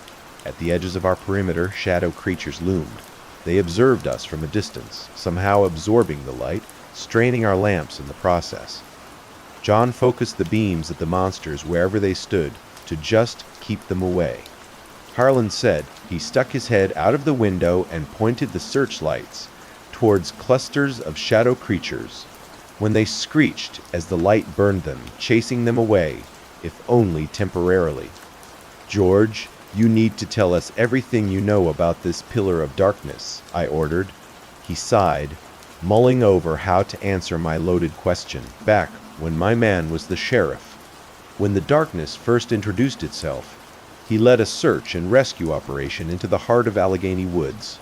A kid had gone missing, which wasn't anything we had experienced before in our small and peaceful town. He trailed off as the road narrowed. We drove over a rock sticking up from the ground, causing one of the lights to shatter. John quickly responded by shifting the rest. "Crap, if we lose any more light, we're screwed," John said in sudden panic. George slowed down even further, keeping his eyes fixed on the road. We went into the search, and my father radioed in. He claimed they had found something in the woods, some sort of dark structure. What was emitted? He described it as a pitch-black pillar, and that followed the light in front of him. Despite orders to wait for backup, he approached the thing. That was the last thing we heard before they went silent. They were the first victims of the darkness. Allegheny Woods spanned a massive area with the limited information that we had, and it would take us weeks to cover the entire grid anyway. And they sent out a second search party to look for my dad and the missing officers. When those went missing as well, they sent out a third, as you might have guessed by now. After the third party went missing, they never sent a fourth. I could tell by Harlan's unimpressed demeanor that it was a story that he had heard before. "Well, that's not exactly proof that the pillar exists. Could have been anything," Harlan said. "Well, that's because you haven't heard the whole story. It is a part that I never told anyone," George shot back. "What? Have you seen it?" he said somberly. In that single sentence, I showed us a glimpse, plunging the car into deafening silence. "You've seen it, the pillar?" Harlan asked. "It was back when I first joined the police force, before I was reduced to driving people around. I'd grown up without knowing what happened to my old man. After repeated refusals to reopen the investigation, I decided to take things into my own hands. So I set off into the depths of Allegheny Woods, spending the first ages getting into the so-called forbidden zone. No sooner had I crossed the border than the air changed around me. It dripped in cloudy surety, but in the span of just a few seconds the sky went dark." He sighed. "I was young, afraid, lacking the guts to continue. I decided to turn back, only no matter what direction I headed in, the sky kept getting darker. Within an hour, I was hopelessly lost and getting desperate. Though I didn't know exactly where I was, I could feel the presence of the pillar. It needed sustenance, and I was there too, just like my father had been before me. We had another bump in the road, shattering another light, and then I saw a towering structure wrapped in dark tendrils. It stretched far into the sky above it, eating any light that dared touch its realm." "Yeah?" I couldn't deny the fact that the pillar was alive, and it needed to be fed. At that time, I still hadn't seen any shadow creatures, but maybe they didn't even exist yet. All that I remember is darkness enveloping me before I passed out. George brought the car to a screeching halt. The air felt dense, and the powerful lights we had mounted to our car just didn't reach as far anymore. "And we're here," George said. A surge of dread washed over me. When we exited the car, surprised, we were not overrun by the shadows. They simply observed from a distance, keeping away from our lights. Even though we had lost half of them, our voices didn't carry very far either. Every sound felt muted around us, as if we were speaking underwater. "Here, George, how did you escape last time?" John asked. He didn't respond, and just shook his head. We dismounted the lights and brought them with us. George carried the explosives, being the only one with enough experience to ensure a safe detonation. Hours passed as we ventured deeper into Allegheny Woods. It didn't take long before the last searchlights finally died, leaving us with pathetically weak flashlights. I looked around, flashing my light at the occasional shadow that reached out from the dark. Standing by George's side, I felt oddly confident, as if the darkness couldn't touch us. I couldn't say the same for John and Harlan, who were repeatedly assaulted by the monsters. Leaving George behind, I rushed over to help them. When one of the shadows reached out for me, I fell to the ground. Harlan pulled me back as another shadow reached out for us. The hint of security that I had felt only moments ago vanished, and then I saw George still walking confidently through the darkness, not a single shadow daring to touch him. "George, the shadows," I said in awe. "You are all right?" he asked as I got to my feet. "The shadows, they're not. They're not." I started in confusion. It was odd, as if a sense of brightness surrounded him wherever George stood. The darkness retracted, and he didn't even seem to notice. "What?" he asked, still oblivious. "We have to keep moving," Harlan interrupted. "Oh, just stick together, all right." They couldn't see it. Despite the blaring hole in the darkness, they went to where George was, the only person who ever faced the heart of the darkness and lived. And it somehow kept us safer when we kept walking in silence. For each step that we took, the forest grew thicker. Dead branches hindered our progress. Despite the dense vegetation, there were no signs of life. Even the trees had long since perished, with their dried-out corpses all that were left behind. "No more getting closer," George sighed. "How do you know?" Harlan asked. "I don't know, I just do." There was no point in arguing. Even with George's weird connection to the pillar, we had no other option but to blindly follow. John walked a bit ahead. He was young compared to Harlan and George, and in far better shape. "John, slow down, will you?" I asked. Without acknowledging us, he kept walking into John. Harlan shouted. Oh, no response. Harlan ran and had to grab him as he put his hand on John's shoulder. A loud crack could be heard, and his arm just popped out of its socket. John thought of the ground without uttering a single word. His abdomen was sunken in, and his eyes seemed empty here. He was dead, without anyone noticing. A shadow had gotten inside and consumed his guts, all because he stepped a few feet too far ahead. "How did that happen?" Harlan asked in shock. I don't know. He just kept walking, man," George responded, and then John spoke.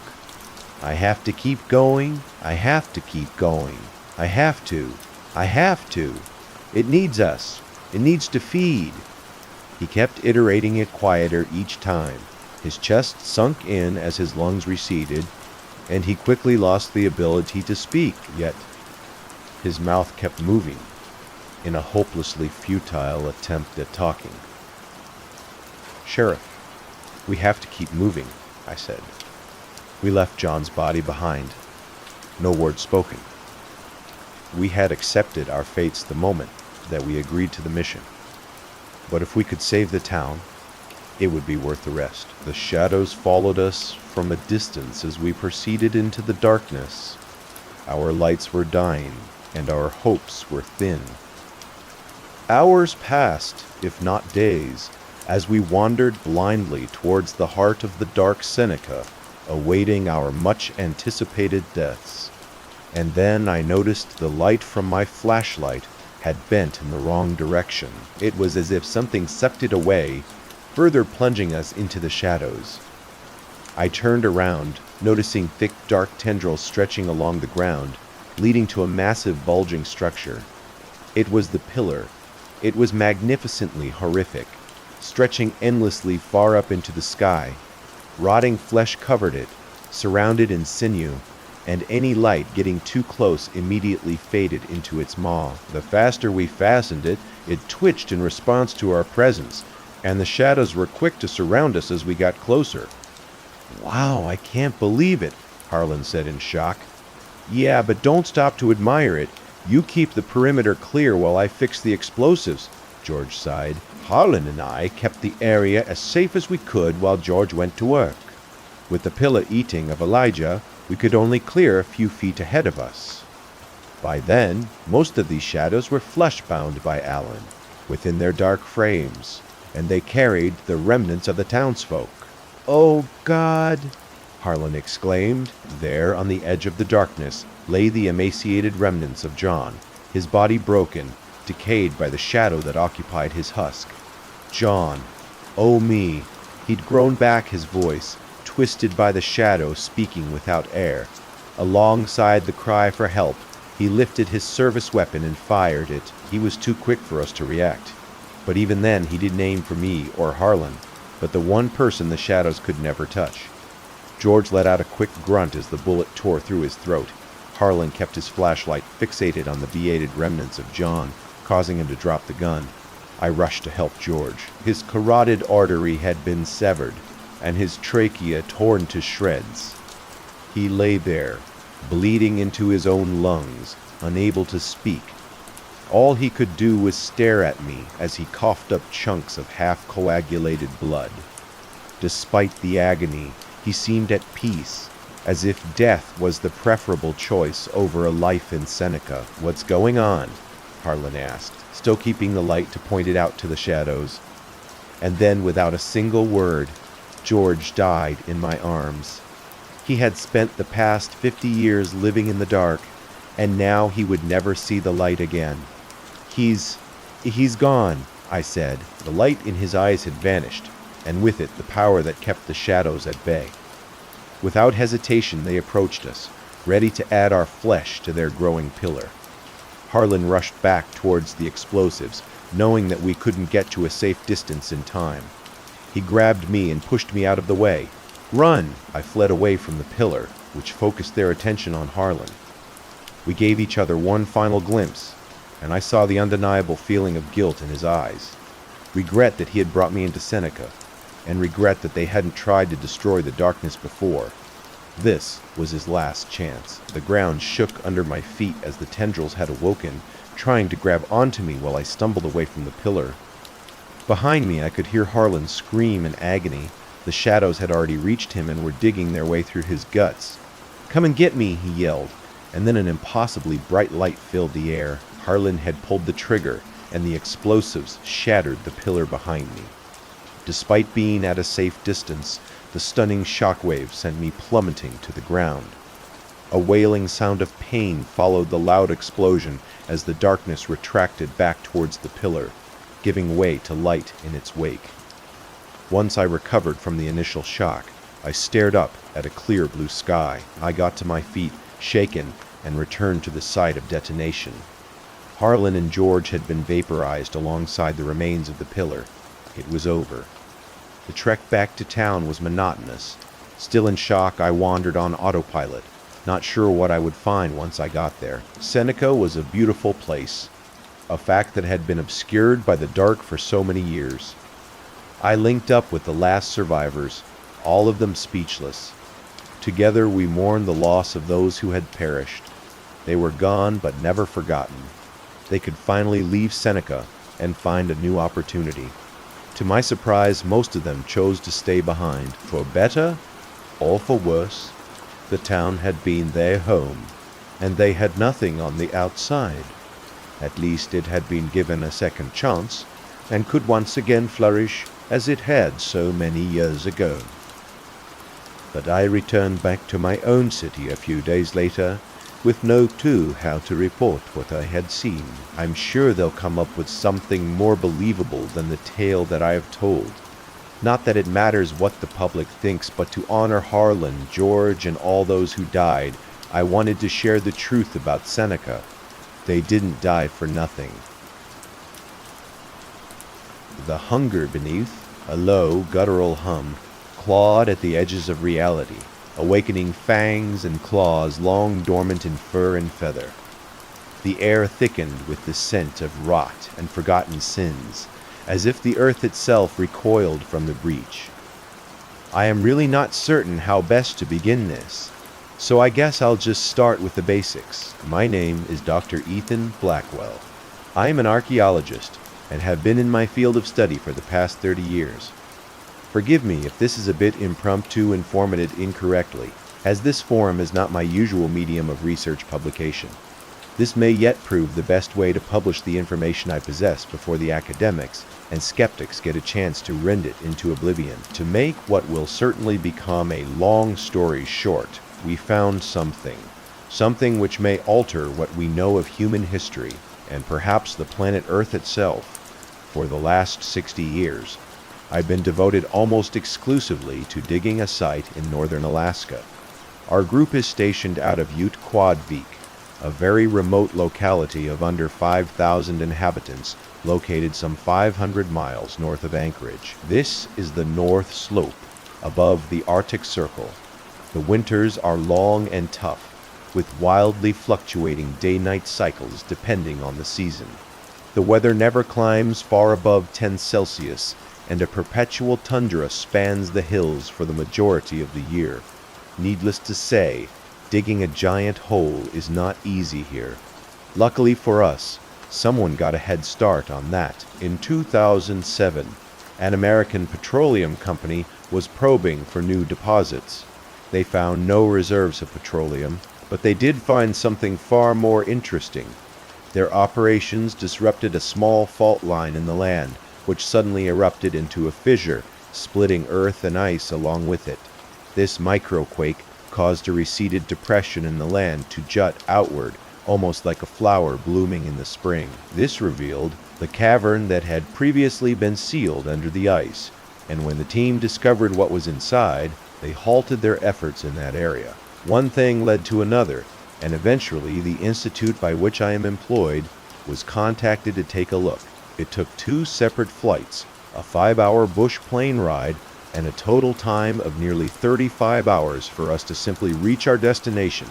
And the first trip was myself and my acquaintance, Dr. Sean Talbot, a renowned geologist and longtime friend of mine. The two of us finally arrived in the cold, wind-swept town of Utkir after the lengthy commute.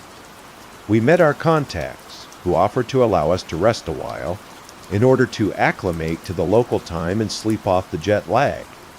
Both Talbot and I declined, and were adamant on seeing the site as soon as possible. I didn't fly across the country to catch a nap after all, and both of us knew that the longer the site remained in limbo, the greater the chance of someone else coming along to claim the dig for themselves.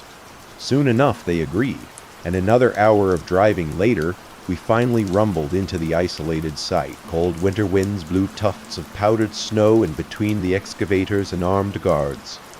At the center, workers tried to avoid the elements, garbed in bright yellow winter coats as they huddled around barrel bonfires. That's when I first glimpsed it, a small hole wedged underneath a blanket of ice.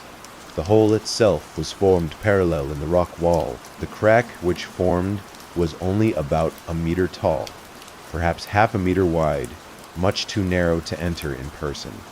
However, beyond that was quite clearly a lengthy cavern that appeared to stretch for quite some distance. We used flashlights to peer inside, and quite quickly discovered something interesting. The passage abated, a slope downward, at around a negative 0.227 gradient for a good 24 meters, and beyond that appeared to drop off entirely. Yet beyond that there was another cavern wall that appeared almost vertical. It was difficult to decipher from our vantage point, but there appeared to be patterns carved into the wall. It didn't look like something produced naturally. It looked like cave drawings.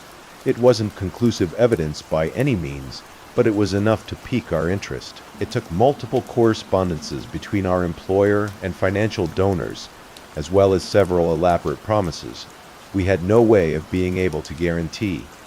Eventually, though, we managed to acquire the assets we needed and began our true work. For the next 3 years, we slowly and methodically began excavating the fissure. The weather in that particular part of the world is rather drastic, plunging the temperatures to minus 60 Celsius in the dead of winter. For 8 months of the year, we were unable to do much, as the elements proved too formidable to overcome. We began by expanding the initial passage, and after a great deal of effort, we were able to carve away the overhanging rock and allow us to access the sheer rock wall beyond. The coarse-grained rock was revealed not long after to be limestone of monocline formation.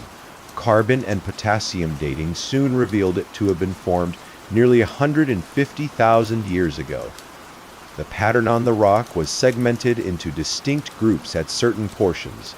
After some tests on the grooves, we came to the determination that they were unlike any natural formation, at least that anyone had ever seen. They looked like portions of petroglyphs, partial segments of ancient cave paintings. A certain feeling struck me as I first beheld those fragmented images. It's one I have not yet found the proper wording to adequately describe, but it was unique to any archaeological site I've ever seen. As I put my hand against that rock, I saw the hairs on my arms stand on end. A light and an odd sense of euphoria struck me in the moment.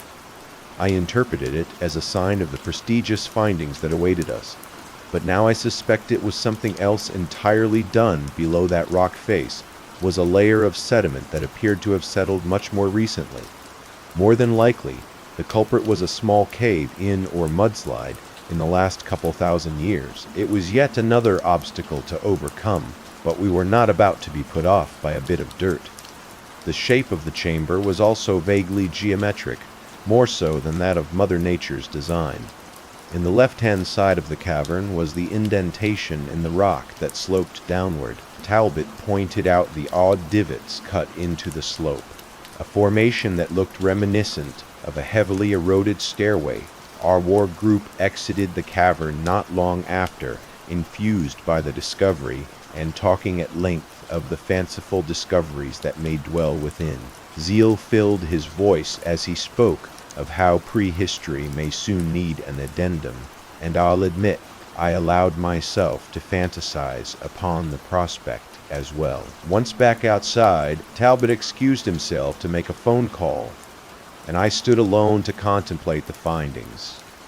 It was then, as I stood out upon the perilous windswept Alaskan tundra, that a curious spectacle met my eye.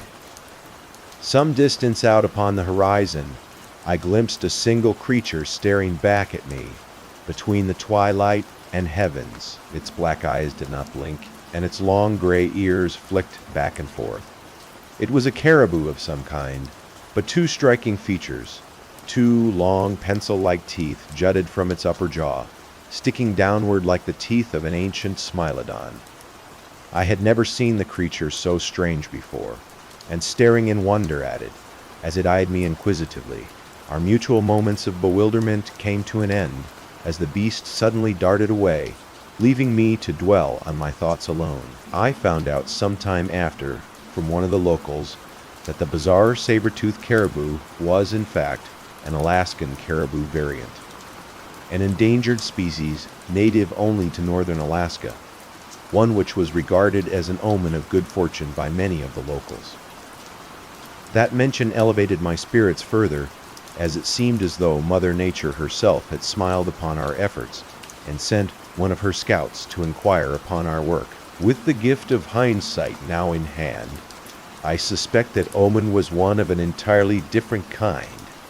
The excavation continued, thanks in large part to the drilling team that had originally unearthed the fissure.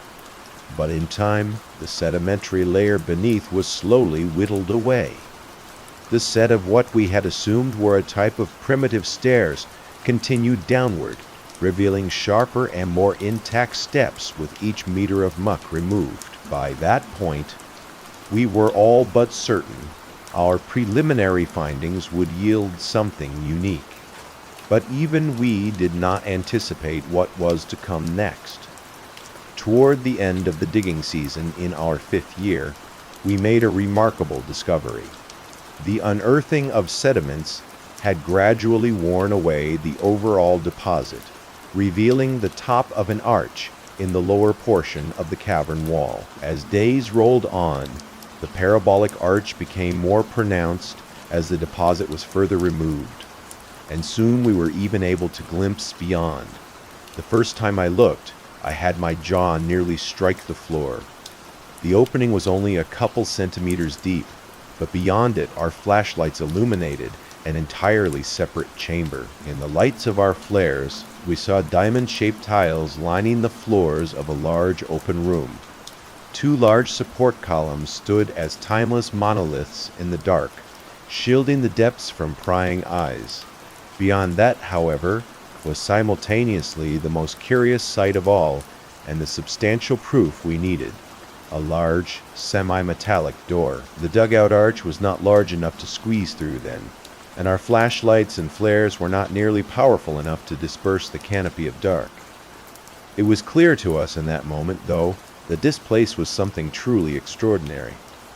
Unfortunately, with no choice but to temporarily retreat and allow the crew to resume digging, the two of us took some samples of the rocky wall and climbed back out, talking exuberantly with one another. Once back outside, we took the whole samples in vacuum-sealed packages back to the trucks to analyze back at our dormitories. The two of us loaded our belongings and had begun to waltz back toward the camp, when something caught our eye out upon the tundra. Multiple sets of aquiline eyes returned our inquisitive stares. A small herd of perhaps a dozen caribou stood motionless in the tundra. I saw the impressive rack of the bull standing at the vanguard of the group, while the does and calves stood behind. None of them moved a muscle. They only stared back at us, as if in silent, bestial judgment. Talbot commented on the odd sight, and he withdrew his camera to take a photo. He snapped a photo of the caribou, and none of them so much as blinked. They stood there motionless, as if on high alert for something. I lack the proper vernacular to accurately describe the feeling it gave me, but the longer I stared back at them, the more unusual it felt. Talbot continued to analyze our samples over the next few days as the digging crew continued on the sediment deposits over that time. Our ingenious rock samples revealed were to be granite composed primarily of quartz, sulfur, and trace amounts of phosphate. Talbot was analyzing the results of the radiometric dating technique, an isotopic decay test, when he suddenly gasped out loud. "What is it?" I asked. His eyes were wide, and he could only shake his head slowly, as if in sheer disbelief. "Well, the results are in. They don't make any sense. According to the data, this rock was sculpted nearly 80,000 years ago." It was my turn to mirror his shock. By that point, the oldest evidence of human civilization ever proved conclusive only stretched back around 55,000 years ago. It was found in the modern-day Arabian Peninsula, a very long way away from our site in Alaska, and consisted of little more than primitive tools and bone remnants. If Talbot's findings were accurate, that wouldn't mean we found evidence of an even older civilization. I spent my time researching indigenous tribes of the area and the early history of Alaska itself. The prehistory evidence suggests that nomadic tribes first inhabited the region as early as 15,000 BC. Among the earliest of these groups were the Inupiaq people, who are believed to have migrated to the region from parts of Siberia as well as Northeast Asia. The information on these early people is limited and still heavily debated amongst historians and archaeologists to this day. It was also only about half the age of our suspected time prime. This led to our conclusion that whoever had originally built the structure we were excavating predated those tribes by dozens of millennia at the very least. The arch was possibly the most phenomenal find here too, as the construction of arches for structural integrity was something not seen until the early Bronze Age, around 2000 BC. It was widely used until popularized by Roman architects some 1,000 years later. Once more, no one on planet Earth was supposed to be making them, or even capable of sculpting rock in such a manner. 80,000 years ago, we couldn't wait to enter the room beneath the sediment deposit, and luckily for us, the excavation team managed to clear the path with only a few days remaining in the season. Once we finally got the green light, Talbot and I drove back post-haste. Beyond the arch, the two of us slowly rappelled down into the chamber we had glimpsed previously. The cavern was surprisingly tall, at least 5 meters in height. The columns were rather unremarkable, as the creators had clearly devoted little effort to decorate them. The true prize was the large 3-meter-tall door on the far side of the room. The door was a slight greenish copper coloration, appearing to be synthesized of some bronze compound with oxidization veins. The architecture of the door was incredible, looking almost like a vault door on a bank. The door was split in the center and appeared to bear the indentations of 2 halves sealed vertically, so the sort of locking mechanism was in the center, taking the shape of a small rounded aperture with metallic knobs studded symmetrically around the circumference. As ludicrous as all of it was to believe, we were forced to consider an even more outlandish possibility. The way the door was oriented and sealed so perfectly made it seem as though it wasn't meant to be hand-activated.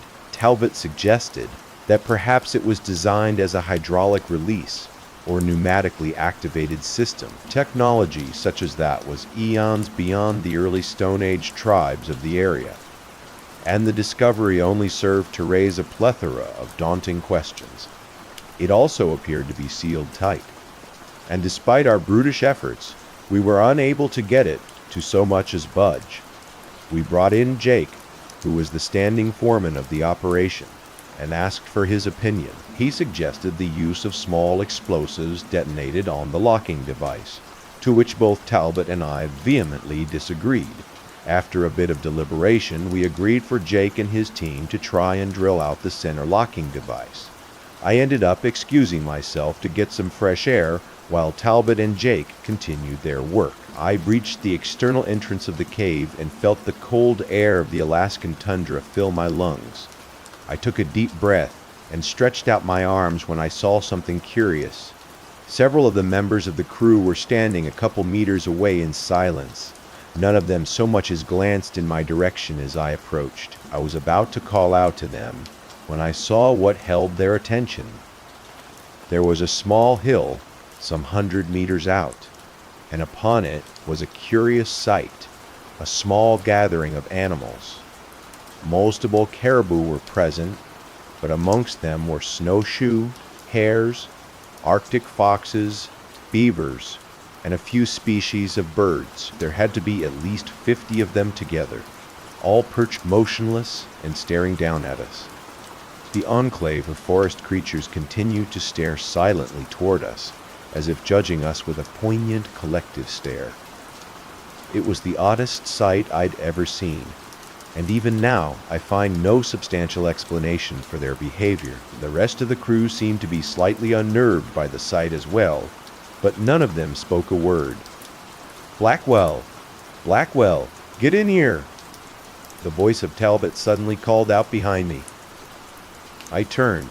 He was peeking out from the cavern with a wide-eyed, almost frantic look on his face.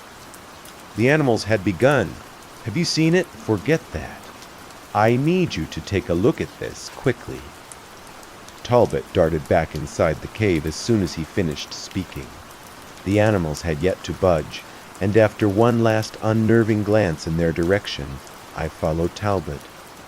As I was descending back into the cavern, I heard a sudden popping sound, followed by a light clang. The next part is difficult to describe, but it felt like a wave of energy suddenly rushed through me. It was this weird, barely discernible sort of minor concussion that pelted against my chest. I thought my breath caught in my throat, and the room seemed to somehow change shade for a split second. It was a very odd sensation, but it faded quickly, and I refocused on the task at hand. Once back down inside, I found that Jake had not only successfully breached the lock, but the team had also pried the doors open entirely. Talbot motioned me to follow him in. With bated breath, I complied. On the other side of the door was a lengthy equilateral tunnel which stretched a couple 100 yards. We did a full check for poisonous gases such as methane and the suspected hydrogen sulfide that we feared may be present due to the region's known pockets of natural gas. Luckily, we found no such hazardous gases, but strangely the Geiger counter did pick up a slightly higher concentration of beta particles. It could have very well been vestigial readings, and was not the level considered dangerous, but it was something worth noting. The tunnel was nothing too spectacular in design, but the fact it was there at all was remarkable in its own right. Along the corridor, we found various rusted metal tools and other debris that all but confirmed the tunnel was dug out intentionally. On the walls were perhaps the most interesting findings thus far, at least for my taste. Petroglyphs and worn cave paintings that seemed to depict a myriad of activities from a primitive culture. There seemed to be depictions of humans performing standard hunter-gatherer-like activities. One mural depicted several of them hunting what looked like a bear. Another showed a group congregating around. It was fascinating, and it stretched for almost the entirety of the tunnel. There were far too many for me to possibly describe in full detail, but there was one which was clearly unique. It drew my attention right away due to the ornate spiral formation that stretched nearly floor to ceiling. Various animals were depicted upon the outer ring of the mural, seemingly having surrounded the group in the middle. Humans were carved in the spiraling arms of the shape, where their arms raised above their heads seemingly in reverence or fear of something at the center. It looked like nothing more than a large blob of ink. I thought that maybe there had been something depicted there before. Someone else covered it up for some unknown reason. Neither I nor Talbot could decipher meaning from the mural upon first viewing, but in hindsight, it has painted an elaborate ink-dark portrait. Regardless, we continued down the tunnel. After some time, we found the real prize awaiting us at the end of the corridor. As we exited the tunnel on the other end, we found ourselves entering a large open chamber which was a few meters taller than the tunnel. It appeared to be a dead end, as there were no other passageways leading further. More petroglyphs covered large portions of the walls, but that was about the extent of it. I'll be honest, at first glance, I was a tad disappointed, as that room didn't seem to contain much after the astounding security measures put in place. I thought, for sure, we would stumble upon some lost treasure trove of some kind, but the only thing contained within that final chamber was what looked like a center water well. The floor was raised about a meter in the circle formation, and the internal section of it was covered by a massive stone slab on top, and all over the slab were what appeared to be runes, faded from the elements but still discernible, but they looked nothing like any lexicon I'd ever seen. The thought struck me then, maybe it wasn't a water well at all, but an ancient sarcophagus. I spoke my theory to Talbot, but he didn't seem to agree. He knelt around the rim and dug away some of the dirt at the base. His suspicions seemed confirmed when he demonstrated how the ground and the shape of the well were once a solid piece, unlike that of a coffin or sarcophagus, which were not normally built directly into the ground itself. Talbot and I debated one another for a couple moments. I reiterated my belief that it was some sort of burial chamber, but Talbot thought it was more to it than that. He believed that we hadn't seen anything yet, and the true prize lay beneath the slab, which he thought would lead to another passage. He believed the structure was some kind of religious temple, or underground ziggurat. As interesting as those prospects were, all the findings seemed to indicate otherwise. A sudden blurb came through Jake's radio. He was garbled and barely audible underneath the earth, but one thing stood out. I couldn't identify what was said through the static, but they were clearly distressed. Jake rushed back through the tunnel toward the entrance, and the rest of us followed close behind. Jake stepped outside, yelling into his radio. He then abruptly stopped and cut himself off mid-sentence. Talbot and I called out, but he didn't respond. Once I finally stepped out behind him, I understood why they had gone quiet. There in front of us, maybe 20 meters away, was a large quadrupedal shadow looming in the night. It dug its hooves into the frozen earth, ripping out clumps as its lumbering torso wriggled in the cold wind. The moonlight shining down revealed plumes of breath expelled from its snout with every snorting breath, and an impressive set of antlers adorning the top of its head. A bull moose, pretty much the last thing I expected or wanted to see in terms of the most dangerous animals you can come face to face with. A bull moose pretty much takes the cake over 2 meters tall and almost 700 kilos of testosterone and rage in mating season. They're known to trample people to death simply for being near them. We just froze, and a silent, pervasive panic descended upon us. There was no need to vocalize it. We were all well aware of the dangerous situation. The moose grunted, and its head shook back and forth. "They don't have good eyesight," Jake spoke in a whisper. "But here is no doubt it has already locked onto our scent. Nobody moves." But we needed no instructions. The four of us stared down the beast in utter silence for what seemed like an eternity. To be honest, I can't say I've ever been that petrified in my life. My eyes caught sight of the loader sitting a couple meters to our left. It was our only real shot of survival. I pointed it out to the others in our group, and we slowly began to tiptoe toward it. Then the moose suddenly snorted and suddenly galloped into a charge toward us. We ran for the loader and thankfully found the door unlocked.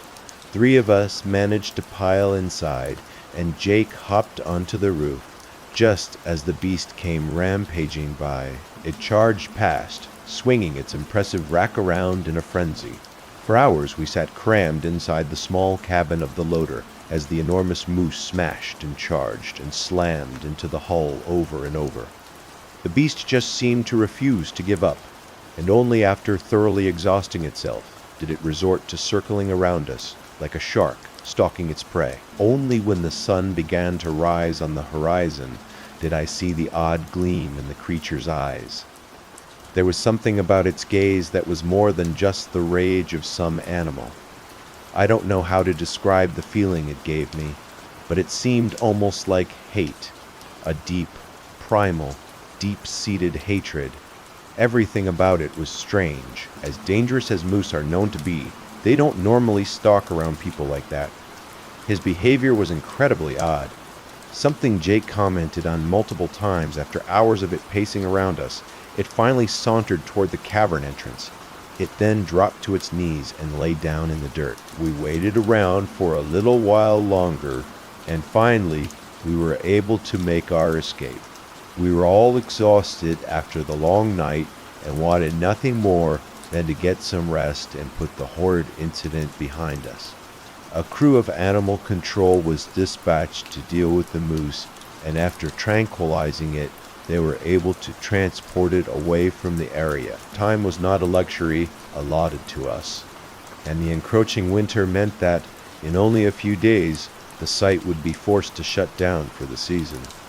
So we went back, determined to give it one more go before the mounting ice made things impossible. After the odd event concerning the moose, it may have behooved us to consider our options more carefully, but truly, there was no way anyone could have foreseen what was coming. Upon returning, we found things relatively unchanged. The loader, which had served as our refuge, was pretty banged up and had a cracked side window. But other than that, no extraneous damage. I kept my head on a swivel the entire time there, as part of me suddenly had developed an overt phobia of the place. Perhaps it was a sort of mild post-traumatic anxiety. But something about the place just suddenly felt unwelcoming in a way I couldn't quite put my finger on. Talbot and I had decided a priority number one was to try and open the sarcophagus in the Omega Chamber.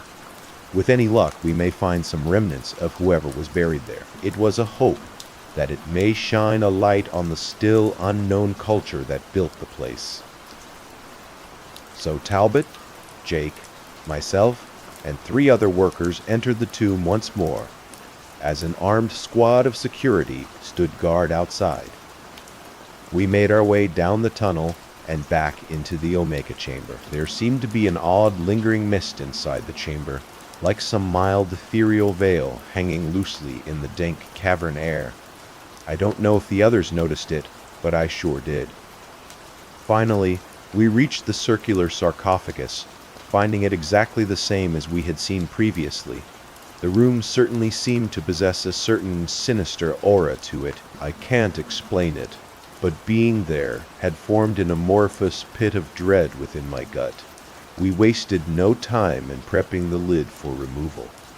Unfortunately, the narrow passage leading down was too small to accommodate a hoist, and we were forced to resort to other means. The crew positioned a hydraulic jack on the side, with a wedge slotted in between the crack. The lid probably weighed a couple thousand kilos based on its size and thickness. After assessing, prying, and prodding for a good 10 minutes, the lid finally budged. The entire group put our whole weight into the effort, with all 6 of us pushing against the side. Finally, the lid scraped and slid a few centimeters, revealing a small crack between the stones. As soon as the orifice opened, a sudden rush of air came bursting outward. The stagnant air was foul, striking my olfactory senses like the rancid stench of a dozen rotten corpses. I couldn't prevent myself from turning aside and gagging, feeling bile rising in my throat, which I somehow kept down. The rest of them backed off as well, all aside from Talbot, who actually rushed forward. He pulled his shirt up over his nose and shone a flashlight in between the newly formed crevice. I saw his eyes open wide as he motioned me to his side. "What is it?" Talbot asked as I looked within. I then understood his confusion, as there was no mummy or treasures within. There was nothing at all, as a matter of fact. Underneath the lid was only a gaping well that plunged downward farther than our lights could reach. Talbot shed a confused grimace and further inspected the confines. We, of course, realized. Then it wasn't a sarcophagus at all. It looked more like an ancient well, but something in the shaft wall caught my eye. There were deep grooves cut at random intervals in segments of 3. The more I stared, the more I realized they almost looked like claw marks. Talbot and I marveled at the sight when a ringing sound echoed behind us due to the event with the moose and failure of our radios. We had taken the liberty of installing a small wire-to-wire direct communication device. The line ran from the entrance to the Omega chamber, and without it I may not have been able to recount this incident. Jake answered the call, and I saw his face scrunch in confusion. A moment later, he went a ghostly pale, and he slammed the device back onto the receiver. "We need to leave," Jake said. He grabbed his bag and turned toward the entrance. His men did the same, ignoring Talbot's call for an explanation.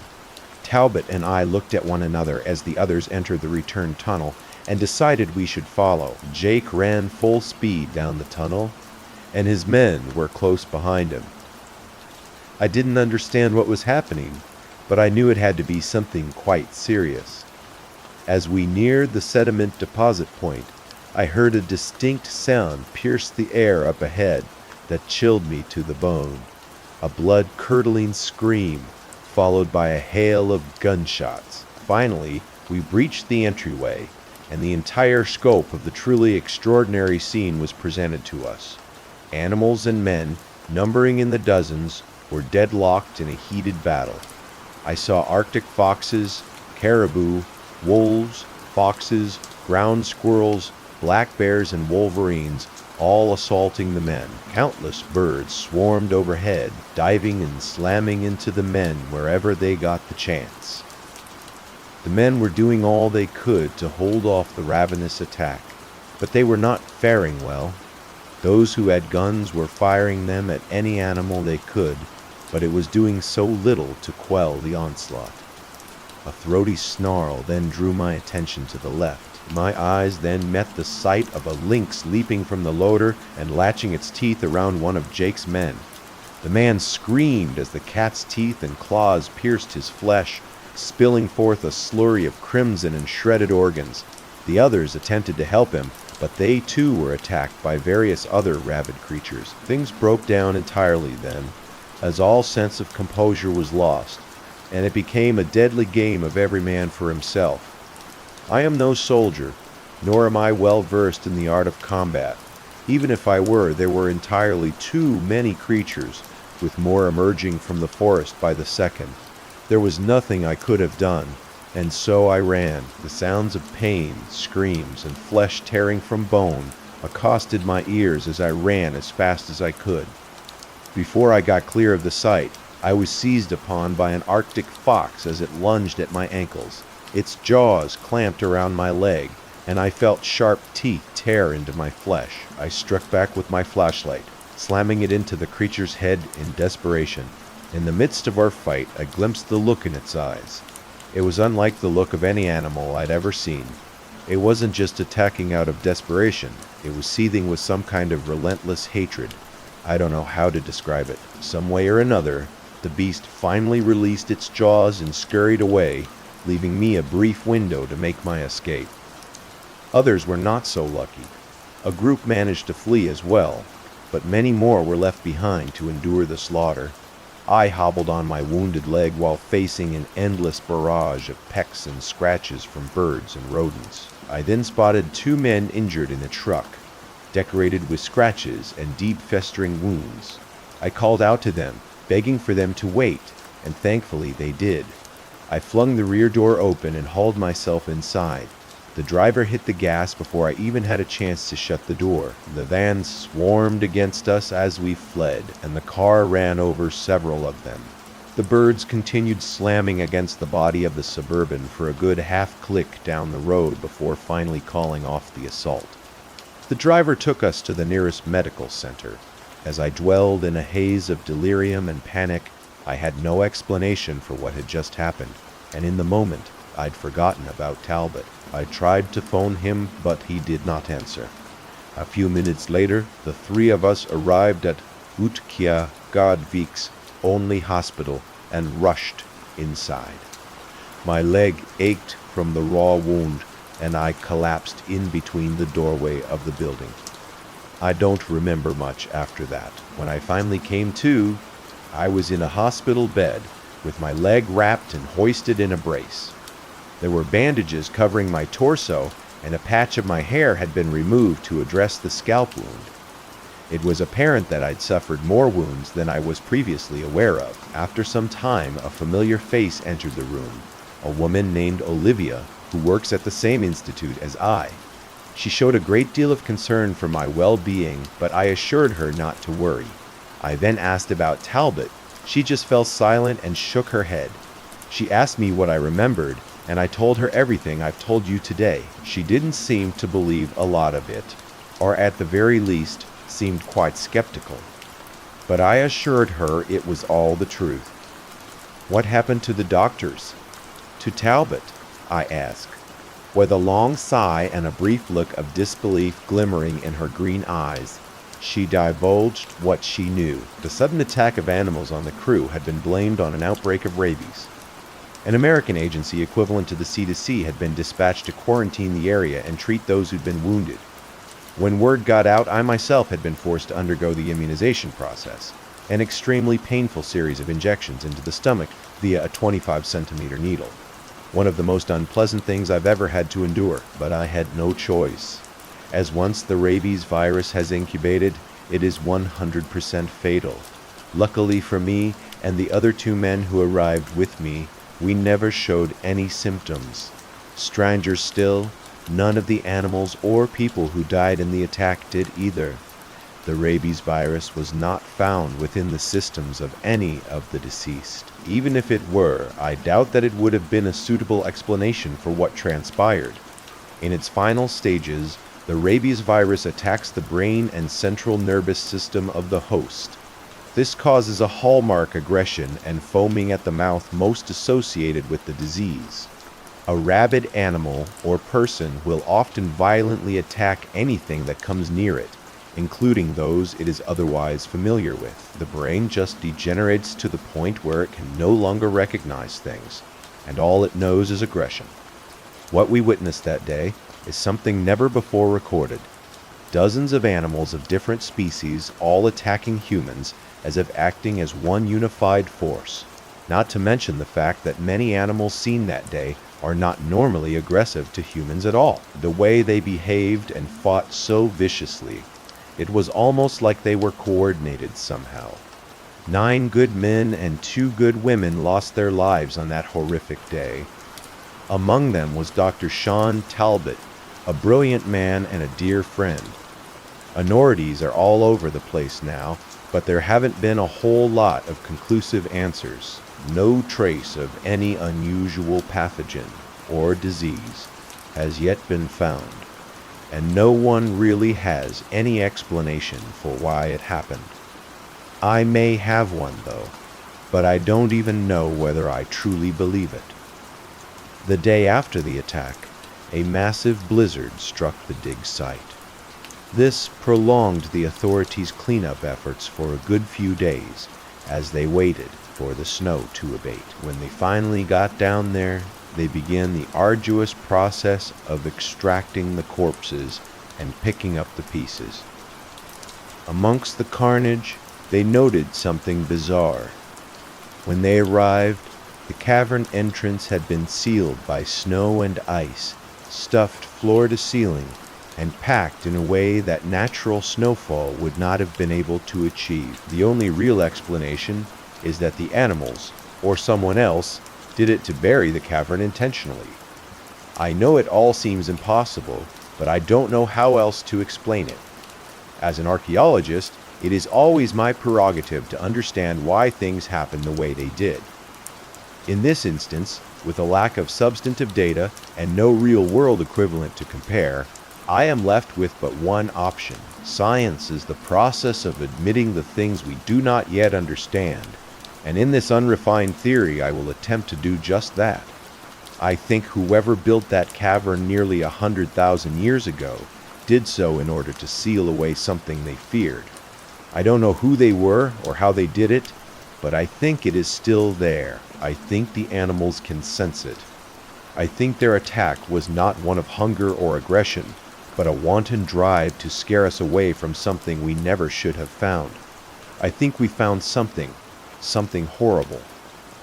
These thoughts have preoccupied my mind ever since that day.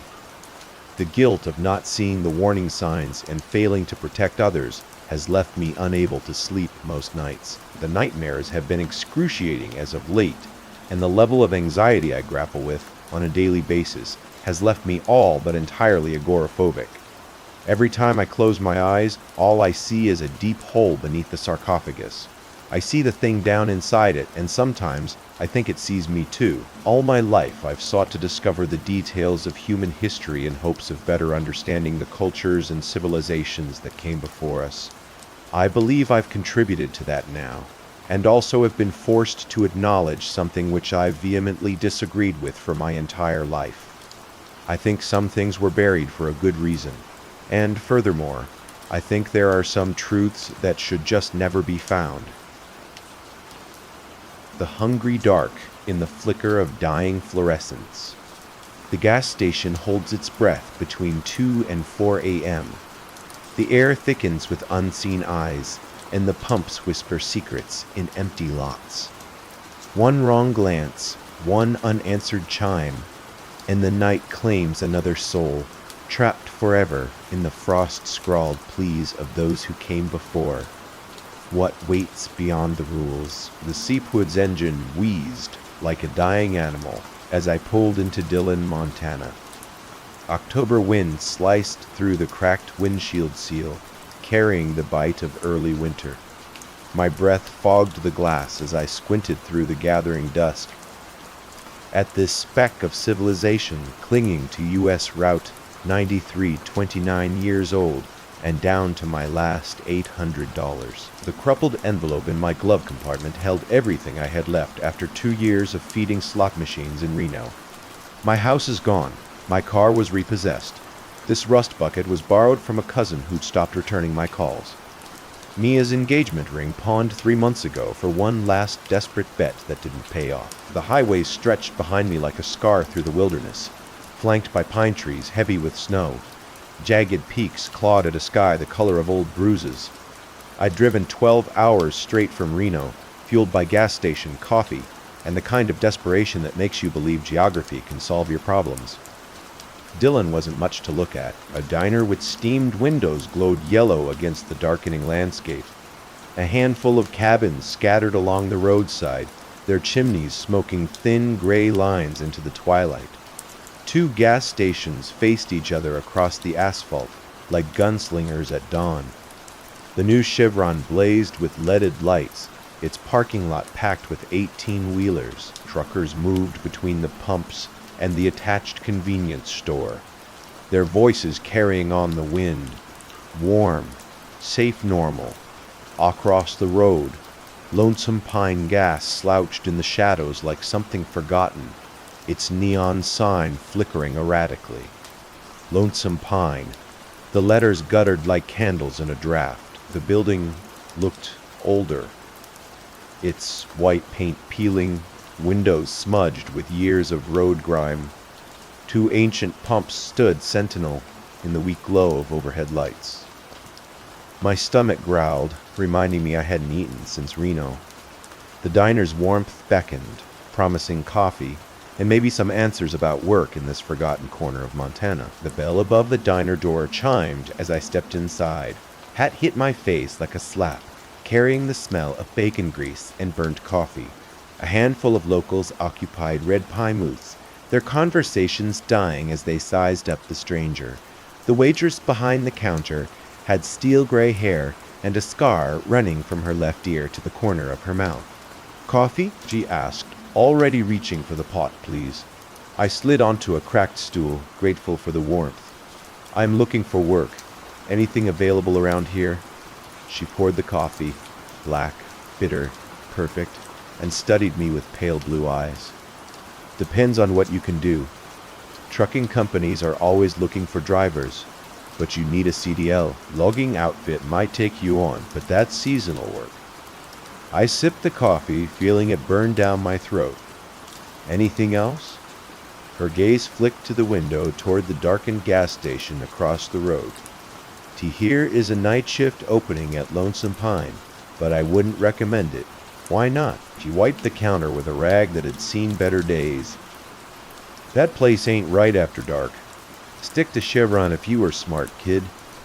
The scar on her cheek twitched as she spoke, and something in her tone made my skin crawl. But $800 wouldn't last long, and I'd learned not to be picky about work. Where would I apply? She jerked her chin toward a bulletin board by the door. Flyer's been up there for weeks. Can't seem to keep anyone in that position. The board was covered with the usual small-town notices. Yard sales, lost cats, church suppers. The flyer was tucked in the corner, its edges yellowed with age. Night shift attendant needed. Lonesome Pine Gas. $18 per H. Remote, reliable. Only draws normal and strange customers. The phrase stuck in my mind as I copied the phone number into my phone.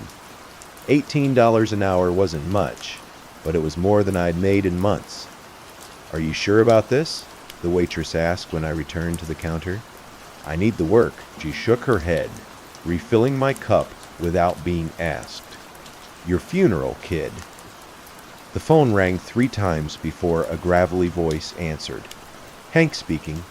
I am calling about the night shift position at Lonesome Pine.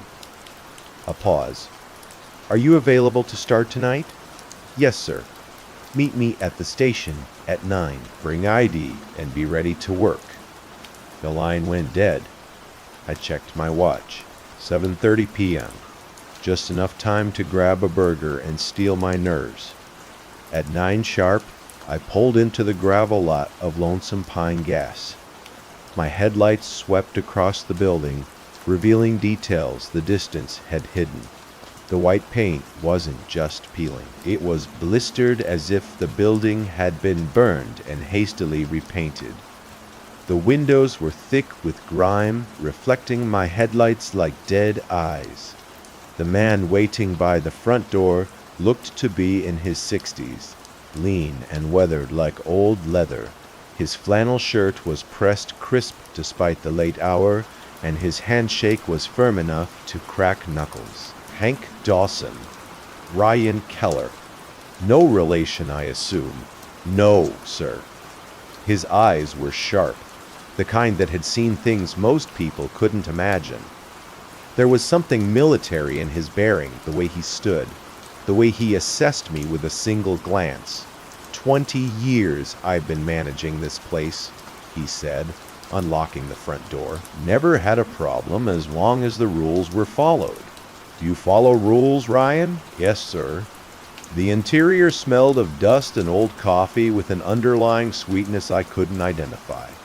A cash register that belonged in a museum sat on a scarred wooden counter. Shelves lined the walls, stocked with the usual gas station fare. Chips, candy, energy, drinks. A humming cooler cast a blue light across the linoleum floor. Hank led me behind the counter to a cramped office. The walls were bare except for a single phone and a steel door that looked like it belonged in a bank vault.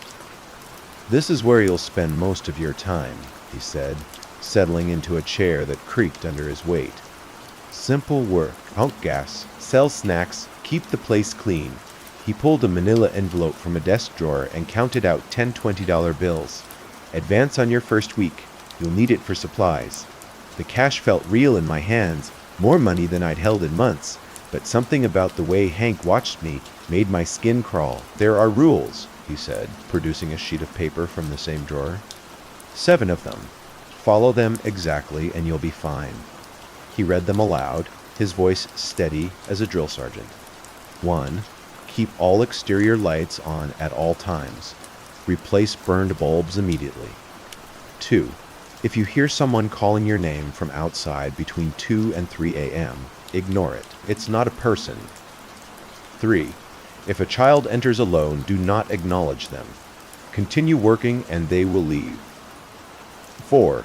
Never answer the store phone between 3:17 and 3:23 a.m., no matter how many times it rings. 5. If someone asks for directions to the old Bannock camp, tell them it burned down in 1987. 6. If a car pulls up with no one inside and the air gets hot, lock yourself in the office until the car goes away. 7. Only call me during emergencies. The rules hung in the air like smoke. I read them again, looking for some hint that this was a joke. Hank's expression remained stone serious. Questions, he asked. 1,000 questions crowded my throat, but the weight of the cash in my pocket kept them there. No, sir. Good. He stood straightening his flannel. Stick to the rules, kid. They're your lifeline. He showed me the rest of the station, the supply closet, the circuit breaker, the ancient coffee machine. Everything felt normal except for the leather-bound logbook beside the register. Its pages were yellow with age, filled with entries in different handwriting. Log everything, Hank said. Sales, incidents, anything unusual. The book's been here longer than I have. I flipped through a few pages. Most entries were mundane. Gas sales, inventory notes, but scattered throughout were stranger notations. Child at 2:50 a.m. Ignored. The phone rang at 3:20 a.m. No answer. Hot air at 4 a.m. Locked in the office. Previous employees, I asked. Some. Hank's tone suggested the subject was closed. He walked me through the register system, showed me how to activate the pumps, and explained the cleaning routine. Normal gas stations work, except for the rules hanging over everything like a storm cloud. I'll be back tomorrow night to check on you, he said, heading for the door. Remember, follow the rules exactly. They've kept me alive for 20 years. The door chimed as he left, and I watched through the grimy window as his pickup truck disappeared into the darkness. The silence that followed felt heavy, pressing against my eardrums like deep water. I was alone. The cooler hummed. Wind rattled the windows.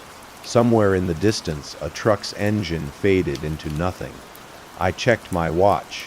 9:45 p.m. 8 hours until dawn. I pulled out the rules and read them again, trying to make sense of the warnings. Don't acknowledge children. Don't answer the phone at specific times. Lock yourself in the office if a car shows up empty. The logical part of my mind insisted this was all nonsense, the eccentric policies of a paranoid old man. But something deeper, some primitive instinct honed by millions of years of evolution, whispered that Hank's calm certainty came from experience. A bulb flickered outside. Drawing my attention to Rule 1, I found a replacement in the supply closet and stepped into the October night. The cold hit me like a physical blow, and the darkness beyond the station's glows seemed absolute. I changed the bulb quickly, my fingers numb despite the work gloves. Back inside, I noticed scratches on the nearest gas pump, deep gouges in the metal that looked almost like claw marks. The logical explanation was vandalism, but the marks were too regular, too purposeful. I opened the logbook to the most recent entry, dated 3 days ago. Quiet night, followed all rules. No incidents. Logan, the handwriting was shaky, like it had been written by someone with unsteady hands. I turned to a fresh page and wrote, the 15th of October, 2025, 10 p.m. Ryan Keller, starting shift. All lights operational. The words looked small and insignificant on the yellowed paper. I closed the book and settled in for what I hoped would be an uneventful night. Outside, the wind picked up, and I could swear I heard something that sounded almost like my name. Almost, the first few hours passed like any normal gas station shift. A trucker pulled up at 10:30, his rig hissing as the air brakes engaged. He was a big man with calloused hands and tired eyes, buying coffee and beef jerky while his diesel tank filled. You new here? He asked, counting out crumpled bills. First night? He glanced around the store, his gaze lingering on the shadows beyond the fluorescent lights. Hank, give you the talk about the rules. The trucker's voice dropped to a whisper. Follow them, kid. This place, it's got a reputation on the highway driver's talk. Before I could ask what kind of reputation, he was gone, his truck's tail lights disappearing into the darkness. The silence rushed back in, heavier than before. I busied myself with inventory, counting candy bars and checking expiration dates. The work felt normal. Grounding stocked the shelves, wiped the counters, logged the sales, basic retail, nothing more. The fluorescent lights hummed overhead, casting everything in harsh white light that made the shadows beyond seem deeper by contrast. At 11:15, another customer arrived. A woman in a Honda Civic with out-of-state plates. She moved quickly, pumping gas with nervous energy, glancing over her shoulder at the darkness beyond the station's glow. When she came inside to pay, her hands shook as she counted out 20s. "This place gives me the creeps," she muttered, not quite meeting my eyes, just passing through, thank God. She grabbed her receipt and hurried back to her car, engine starting before her door fully closed. I watched her tail lights fade, wondering what had spooked her so badly. The station felt ordinary enough, old and run down, sure, but not particularly frightening. Maybe it was just the isolation, the way the darkness pressed against the windows like something alive. At 11:30, I found the drawing. It was tucked under the cash register, a piece of construction paper folded in half. The crayon marks were crude but deliberate, a child's drawing of the gas station, complete with the flickering neon sign and the two pumps out front. But there was something else in the picture, a dark figure standing just beyond the reach of the lights. The figure had no features, just a black silhouette with arms that seemed too long. At the bottom, in wobbly letters that could only belong to a young child, someone had written, "Friend." My stomach clenched. I turned the paper over, looking for a name or date, but found nothing. The crayon was still waxy to the touch, as if the drawing had been made recently, very recently. I shoved it into the desk drawer, telling myself it was probably left by some kid whose parents had stopped for gas.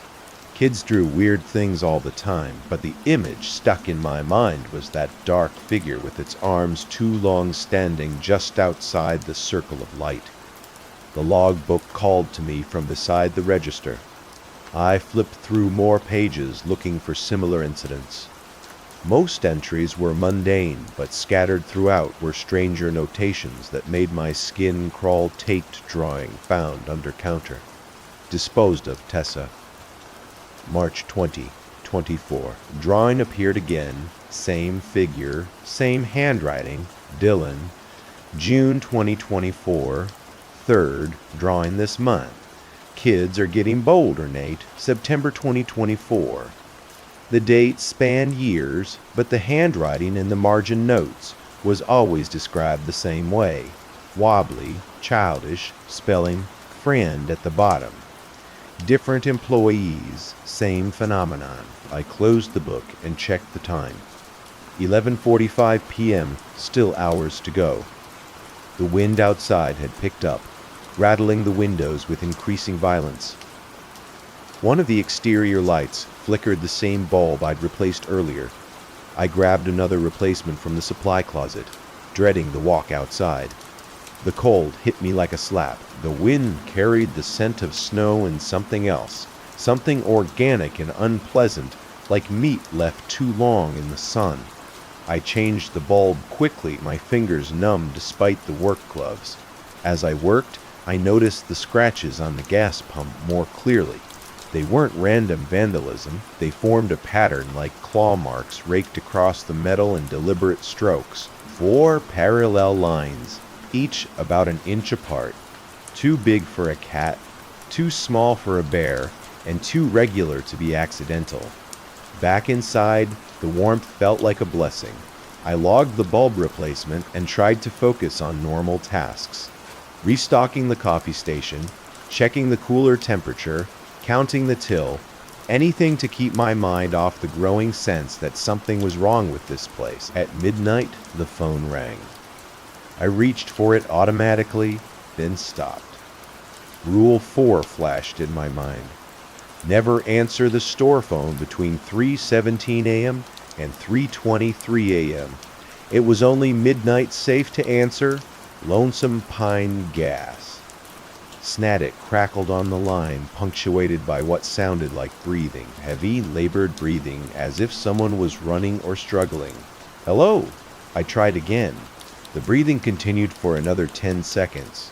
Then the line went dead. I stared at the phone, my heart hammering against my ribs. Wrong numbers happened all the time, drunk calls, kids playing pranks. Nothing unusual about it, but the breathing had sounded wrong. Too deep, too wet, like someone with fluid in their lungs. I loved the call in the book. 12M prank call. Heavy breathing, no voice flipping back through the pages. I found similar entries. 11:47 p.m. Strange call, breathing only, Jenna. April 2021, 12:15. Am phone call, no voice, just breathing. Wet sound, Kyle. July 2019. The pattern was clear. Different employees, different dates, but the same phenomenon. Heavy, wet breathing on the midnight calls. I checked the exterior lights through the window, all functioning, casting their harsh glow across the empty lot. The darkness beyond seemed absolute, as if the lights simply stopped at an invisible barrier. No stars, no moon, just black void pressing against the station like a living thing. At 12:30, a pickup truck pulled up to Pump 2. The driver was a local. I could tell by his relaxed demeanor and the way he nodded at me through the window. He filled his tank slowly, in no hurry, then came inside for cigarettes and an energy drink. Quiet night, he said, sliding a 20 across the counter. So far? He glanced around the store, taking in the flickering lights and dusty shelves. You know about the old bandit camp. The question hit me like ice water. Rule 5. If someone asks for directions to the old bandit camp, tell them it burned down in 1987. It burned down in 1987, I said automatically. The man's expression shifted, surprise flickering across his weathered features. That's what they all say. The funny thing is, I was here in 87. Never was there no fire. He left without another word, his trucker engine fading into the distance. I stood behind the counter, my hands trembling slightly. The man had been testing me, seeing if I knew the rules. But why? And what was the real story behind the Bannock camp? I pulled out my phone, hoping for cell service, but found nothing. No bars, no data connection. The station gen landline was my only link to the outside world, and after the midnight call, I was eager to use it. Cooler ring compressor kicked on with a shudder that ran through the floor. The sound was loud in the silence, making me jump. I was getting paranoid, seeing threats in every shadow, hearing menace in every ordinary noise. But as I restocked the candy rack, I noticed something that made my blood run cold. Frost. A thin layer of ice crystals had formed on the inside of the cooler glass door. Despite the unit running normally, the frost formed a pattern. Not random, but deliberate, like fingers had traced shapes in the condensation. I opened the cooler door, feeling the rush of cold air. The frost melted immediately, leaving no trace of the patterns I had seen, but the memory remained. Finger-like marks spelling out letters. Help! I slammed the door shut, my heart racing. Condensation formed patterns all the time. Humidity, temperature changes, perfectly normal explanations. But the letters had been too clear, too deliberate. The logbook beckoned again. I flipped to a random page from 6 months ago. Frost patterns in the cooler. Looks like writing. Can't make out words. Nate, April 2021. Frost message getting clearer. Same word every time. Someone when trapped. Dylan, June 2024. My hands shook as I turned the pages. Entry after entry. Different employees report the same phenomenon. Frost forming letters on the cooler door, always spelling the same word. Help. I checked the time. 12:45 a.m. Still hours until dawn. And already the station was showing its true nature. The normal facade was cracking, revealing something darker underneath. The wind outside howled like a living thing, rattling the windows with increasing violence. One of the fluorescent lights flickered, casting dancing shadows across the walls. The shadows seemed to move independently, writhing and twisting in ways that defied the light source. I forced myself to focus on routine tasks: clean the coffee station, check the register, log the sales, normal work to keep the growing dread at bay. But as I wiped down the counter, I noticed something that made my stomach drop. Footprints, small wet footprints leading from the front door to the cooler, then disappearing turtle-sized prints, as if someone had walked through puddles before entering the store. But it hadn't rained. The ground outside was dry, covered with frost, but no standing water, and I would have heard the door chime if someone had entered. I grabbed paper towels and wiped up the prints, my hands shaking. The water was ice cold, almost freezing, and it left my fingers numb as I cleaned. I noticed the prints led directly to where I had seen the frost patterns on the cooler door. The connection was impossible to ignore. Someone or something had been in the store, leaving wet footprints and writing messages in the frost. But I had been watching the door all night. No one had entered. No one I could see. The realization hit me like a physical blow. Rule 3. If a child enters alone, do not acknowledge them. Continue working and they will leave. A child had been here. I just had seen them. The clock above the register ticked toward 2 a.m. with mechanical indifference. Each second felt like an eternity, the sound echoing in the oppressive silence that had settled over the station. I had cleaned every surface twice, reorganized the candy rack, and checked the exterior lights so many times I could navigate the routine blindfolded. But I could shake the image of those wet footprints, child-sized, leading to the cooler where frost had spelled out a desperate plea for help. The logbook lay open beside me, its yellowed pages filled with decades of similar encounters. I had been reading entry after entry, trying to understand the pattern, the rules that governed this place. Each previous employee had documented the same phenomena: the calls, the drawings, the frost messages, the footprints, and they all mentioned Rule 3 at 1:45 a.m. I made fresh coffee, more for something to do than because I needed caffeine. My hands were already shaking from nerves and too much gas station brew. The coffee maker gurgled and hissed, the only sound besides the cooler constant hum and the wind battering the windows.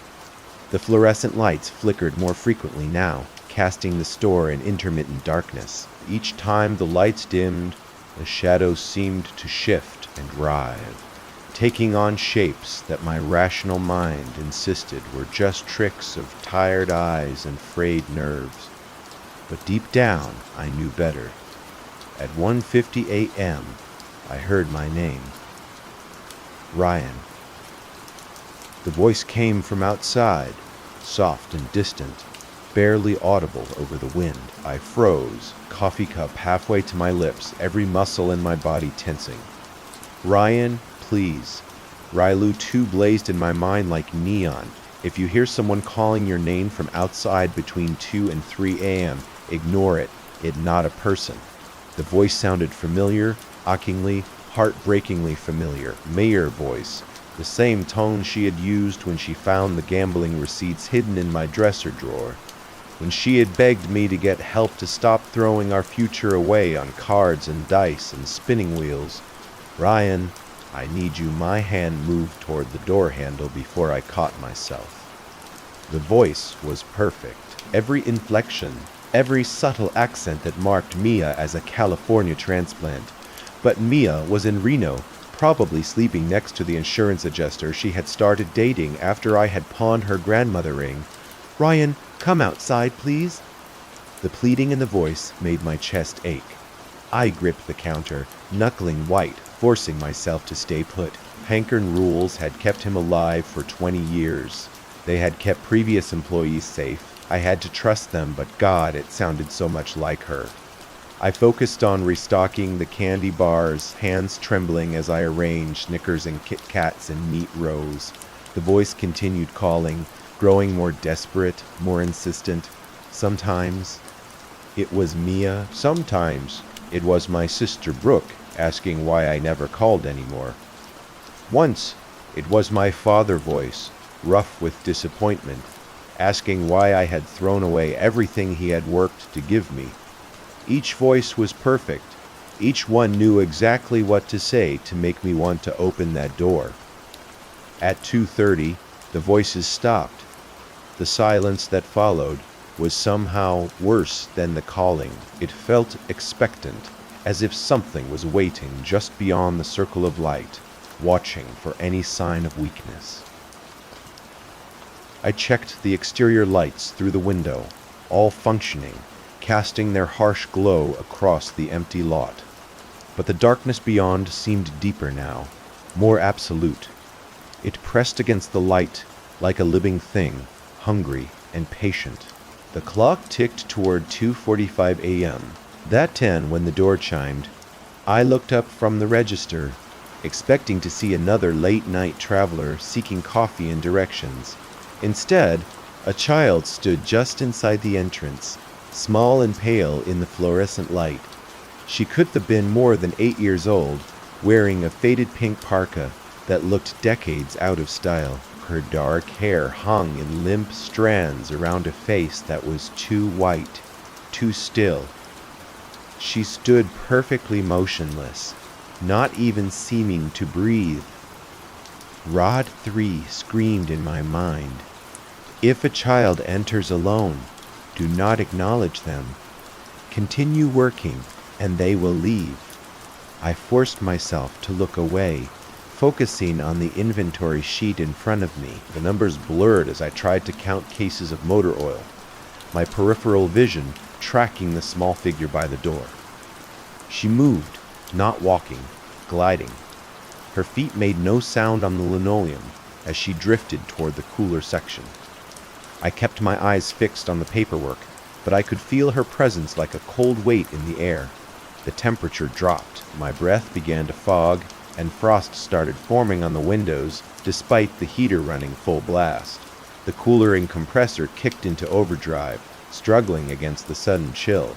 The child stopped in front of the beverage cooler, her reflection visible in the glass door.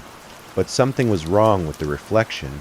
While the child stood still, her mirror image moved independently, pressing tiny hands against the glass from the inside. I bit my tongue hard enough to taste blood, using the pain to keep myself focused on the inventory. Done, acknowledge. Done, Tate looked directly. Continue working. The reflection mouth opened in a silent scream. Frost began forming on the cooler door again, but not random patterns this time. Letters appeared in the condensation traced by invisible fingers. Cold, so cold. Help me, the child, the real one, not the reflection, turned toward me. I could feel her gaze like ice water on my skin, but I kept my eyes fixed on the paperwork. The numbers swam before my vision as the temperature continued to drop. My coffee cup developed a skin of ice. The fluorescent lights flickered more violently, and in the strobing illumination, I caught glimpses of the child in shadow on the wall. It was wrong, too tall, too angular, with appendages that stretched and writhed like tentacles. The shadow moved independently of its caster, reaching toward me with fingers that ended in points. I gripped the inventory sheet so hard the paper crinkled. Continue working. Dawn, they acknowledge, should leave, but what if she did? The cold was becoming unbearable. My fingers were numb, my breath coming in visible puffs. The heater rattled and wheezed, fighting a losing battle against the supernatural chill. Moe's letters appeared on the cooler door. Please look at me. I'm so alone. Every instinct screamed at me to help, to acknowledge the desperate plea, but hankered voice echoed in my memory. Follow the rules exactly. They kept me alive for 20 years. The child took another step closer. I could smell her now, the scent of old snow and something else, something organic and wrong, like flowers left too long in a vase, sweet decay masked by winter air. The shadow on the wall grew larger, more distorted in my peripheral vision. I saw it reaching for me. Those pointed fingers stretching across the ceiling then, as suddenly as it had begun, the cold stopped. The temperature normalized. The frost on the windows melted instantly, running down the glass in rivulets. The fluorescent lights steadied, casting their normal harsh glow. I looked up. The child was gone, but the message on the cooler door remained, letters slowly fading as the frost melted. Thank you. I sat there shaking, my whole body trembling from more than just the cold. The clock read 2:52 a.m. 8 minutes. The encounter had lasted 8 minutes that felt like hours. I logged the incident with hands that could barely hold the pen. 2:45 a.m. The child entered, followed Rule 3, temperature, drop, frost messages. Left at 2:52 a.m., flipping through the logbook, I found similar entries. The child appeared at 2:47 a.m., ignored as instructed, very cold, frost writing on the cooler, help me, and so alone. Left after 6 minutes, Logan, October 20, 24, and a few more entries like that. The pattern was clear, the same child, the same pink parka, the same desperate messages. But how many years had she been appearing? I flipped back further, finding entries from the 1990s, the 1980s, even the 1970s. The handwriting changed, the employees changed, but the child remained constant. Always 8 years old, always in that faded pink parka, always so very cold. At 3:10 a.m. I noticed the atmospheric pressure change. It was subtle at first, a feeling in my ears like ascending in an airplane. The air grew thick, oppressive, charged with the kind of electricity that precedes a thunderstorm. But there were no clouds outside, no weather front moving through. The fluorescent lights began to flicker in a pattern. 3 quick flashes, then steady. Then 3 more flashes, like Morse code. Ed Swace, the cooler-aired hum changed pitch, rising to an almost musical tone. The cash register, where display, flickered, numbers scrolling randomly across the screen. Even the coffee maker began to gurgle and hiss without being turned on. Every electrical device in the station was responding to something. At 3:15 a.m., the phone rang. I stared at it. Rule 4 burning in my mind. Never answer the store phone between 3:17 a.m. and 3:23 a.m., no matter how many times it rings. It was 3:15, 2 minutes early. Safe to answer, I picked up the receiver. Lonesome Pine Gas. Static filled the line, punctuated by what sounded like voices, distant, distorted, speaking in languages I didn't recognize. Underneath it all was that same wet breathing I had heard at midnight, but louder now, more labored. Hello. I tried again. The static cleared for a moment, and I heard something that made my blood freeze. My own voice. Can get out. Trapped here, so cold. Help me. It was my voice, but wrong, desperate, terrified, speaking words I had never said. In the background, I could hear the familiar sounds of the gas station, the cooler humming, the fluorescent lights buzzing, the wind outside. Been here so long, can't that remember? Please, the line went dead. I sat there holding the receiver, my hand shaking so badly I could barely keep it to my ear, my own voice begging for help from somewhere that sounded exactly like where I was sitting. The clock read 3:17 a.m. The phone rang again. This time I did move. Rule 4 was absolute. Never answer between 3:17 and 3:23 a.m. The phone shrieked in the silence, each ring like a physical blow.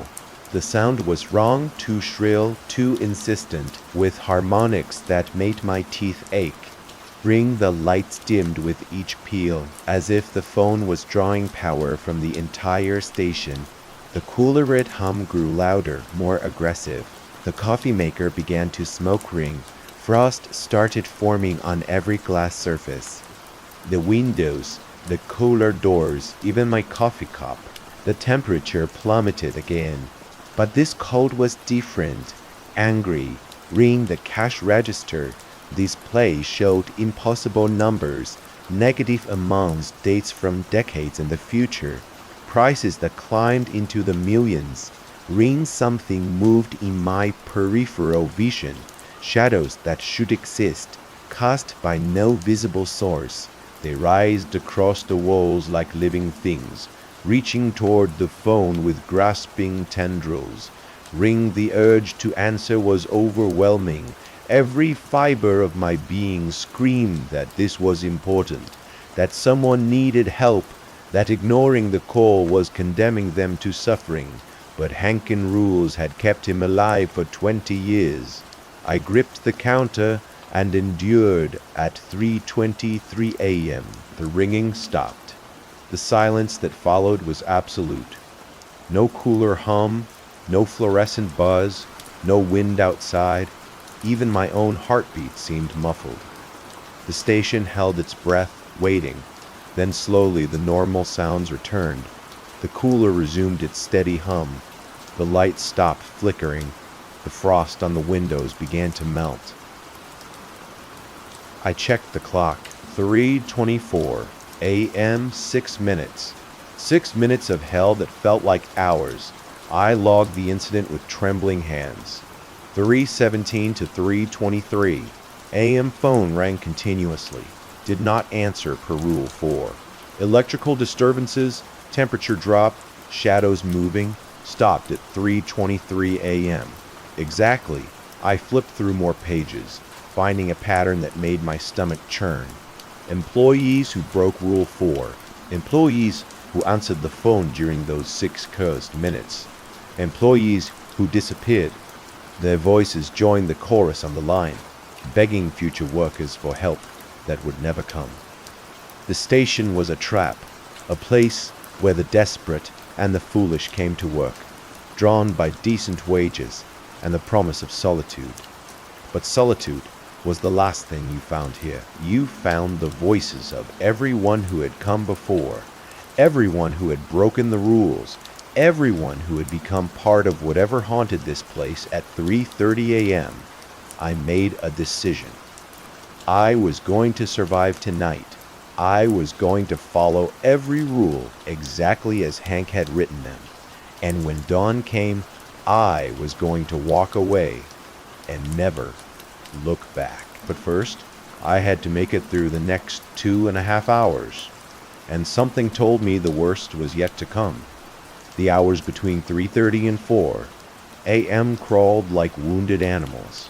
I busied myself with mindless tasks, wiping already clean counters, straightening perfectly aligned candy bars, checking and rechecking the exterior lights. Anything to keep my hands moving and my mind off the growing certainty that something was building toward a climax. The station felt different now, charged like the air before a tornado touches down. Every shadow seemed deeper, every sound amplified. The cooler hum had developed an almost musical quality, rising and falling in patterns that reminded me of breathing. The fluorescent lights flickered in rhythm, as if the entire building had developed a heartbeat at 3:45 a.m. I found another drawing.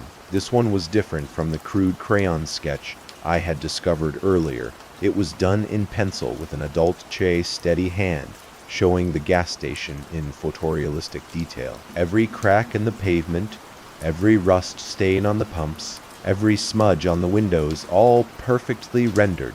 But the perspective was wrong. The drawing showed the station from above, as if viewed from the sky or from very high up.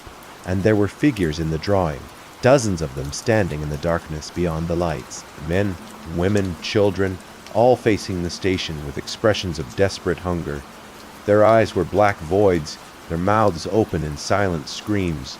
At the bottom, in the same shaky handwriting I'd seen before, someone had written, "They're waiting." I shoved the drawing into the desk drawer with the others, my hands trembling. The logbook called to me, and I flipped through more pages, finding similar artwork scattered throughout the decades.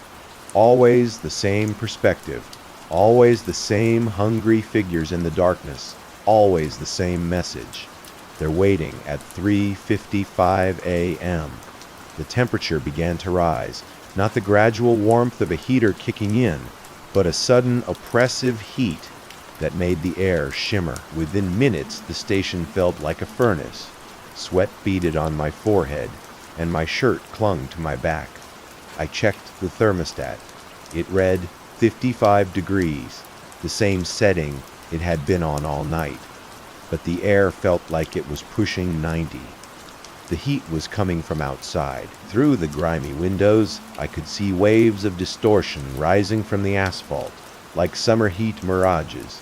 But it was October in Montana, with frost on the ground and snow in the forecast. At exactly 4 a.m., I heard the car.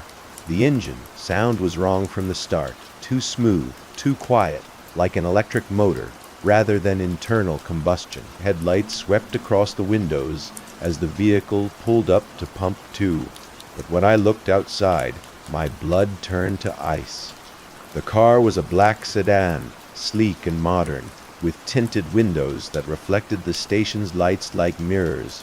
But there was no one inside. The driver's seat was empty, the steering wheel turning by itself as the car positioned itself perfectly at the pump. Rule 6 blazed in my mind. If a car pulls up with no one inside and the air gets hot, lock yourself in the office until the car goes away. The heat was already unbearable, and now I understood why this was the warning, the signal that something far worse than a child's ghost or phantom phone calls had arrived. I ran for the office, my feet slipping on the suddenly slick linoleum. The steel door felt like salvation as I slammed it shut and threw the bolt. The office was cramped and windowless, lit by a single bare bulb that cast harsh shadows in the corners. But even through the steel door I could hear what was happening outside. The pump activated. I could hear the mechanical click of the nozzle engaging, the whoosh of fuel flowing through the lines, but there was no one to operate it.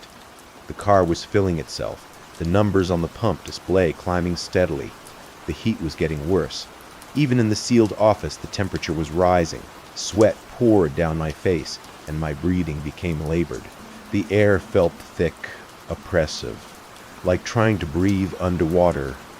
From the thin gap under the door, I could see light. Not the harsh, fluorescent glow of the station, but something else. Something that flickered and danced like flames. The car's engine revved, a sound like distant thunder. But underneath it, I heard something else. Voices, dozens of them, maybe hundreds, all speaking at once in a language that hurt to hear. The words seemed to bypass my ears and go straight to my brain, filling my skull with alien syllables that made my teeth ache. The pump stopped. The sudden silence was almost worse than the noise. I pressed my ear to the door, straining to hear what was happening. The voices had stopped, but I could feel something moving outside. A presence so vast and alien that my mind refused to process it fully. Then came the knocking. 3 slow, deliberate raps on the office door. The steel rang like a bell with each impact, the sound reverberating through the small space. Knock, knock, knock, a voice spoke from the other side. My own voice, but wrong, hollow, empty. "Ryan, open the door, Ryan." I pressed myself against the far wall, as far from the door as the cramped space allowed. The voice continued, patient and persistent. "I know you are in there, Ryan. I can smell your fear. It's delicious." The doorknob rattled, testing the lock. The bolt held, but I could see it straining against whatever force was trying to get in. "You can't hide forever, Ryan. Eventually, you'll have to come out, and when you do, I'll be waiting." The voice changed, becoming Mia's again, perfect in every detail, down to the slight lisp she'd had as a child. "Ryan, honey, please open the door. I drove all the way from Reno to see you. Don't you want to see me?" My hand moved toward the bolt before I caught myself. The voice was perfect, but Mia was in Reno. Mia had moved on. Mia would never drive to Montana to find the man who destroyed their future. "Ryan, I forgive you for everything. The gambling, the lies, the ring. None of it matters now. Just open the door." Tears ran down my face, mixing with the sweat. The voice was so convincing, so full of the love I'd thrown away. But I remembered Hank's words. Follow the rules exactly. They've kept me alive for 20 years. The knocking resumed, more insistent now. The steel door buckled with each impact. and I could see hairline cracks forming in the metal. Whatever was outside was getting stronger, more desperate. "Open the door, Ryan!" The voice was no longer human. It was a roar that seemed to come from everywhere at once, shaking the walls and making the light bulb flicker. The temperature spiked even higher, and I could smell something burning. Then, as suddenly as it had begun, everything stopped. The knocking ceased, the voice fell silent, the oppressive heat began to fade, replaced by the normal chill of a Montana October night. I waited, counting my heartbeats, afraid to move. Minutes passed. The only sound was my own ragged breathing and the distant hum of the cooler in the main store. Finally, I crept to the door and pressed my ear against the steel. Nothing. No movement, no breathing, no sign of the presence that had been trying to get in. I checked my watch. 4:15 M. 15 minutes. The encounter had lasted 15 minutes that felt like hours. Slowly, carefully, I slid back the bolt and cracked the door open. The main store was empty, lit by the normal fluorescent glow. The temperature was back to normal, the air no longer thick and oppressive, but the pump outside showed 13.13 gallons dispensed. I recorded the incident with shaking hands. 4 AM MT car, black sedan. The air became hot, locked in office per Rule 6. Knocking on doors, voices left at 4:15 AM. The pump shows 13.13 gallons. The logbook was full of similar entries, each employee documenting their own encounter with the empty car. But some entries were different, more disturbing. The car arrived at 4:02. AM didn't lock the office fast enough. It got inside. Found me in the morning. Catatonic. Don't remember anything after the knocking started. Dillon, August 2023. Empty car. 4 AM ignored Rule 6. I thought I could handle it. Woke up 3 days later in Bozeman Hospital. No memory of how I got there. Quitting Tessa. November 2023. The car came again. This time I was ready. I locked the office immediately, but I could hear it talking to someone else out there. Another employee, but I am supposed to be alone. Nate, January 2024. That last entry made my blood run cold. Another employee, but Hank had said nothing about working with a partner. I was supposed to be alone in the night shift. Unless the other employee wasn't alive. I thought about the voices on the phone, the desperate pleas for help, the employees who'd broken the rules and disappeared. What if they hadn't really left? What if they were still here, trapped in whatever nightmare dimension existed alongside the gas station? The thought was too horrible to contemplate, but it explained so much. The drawings that appeared overnight, the frost messages, the voices calling my name, they were all here, all the previous employees who'd failed to follow the rules, trapped in the spaces between, able to interact with the physical world, but never truly part of it. At 4:30 AM, I made a decision that nearly cost me everything. I reached for the phone to call Hank. My finger hovered over the numbers, Rule 7 echoing in my mind. Only call me during emergencies. Was this an emergency? I'd survived the encounters so far, followed the rules exactly as written.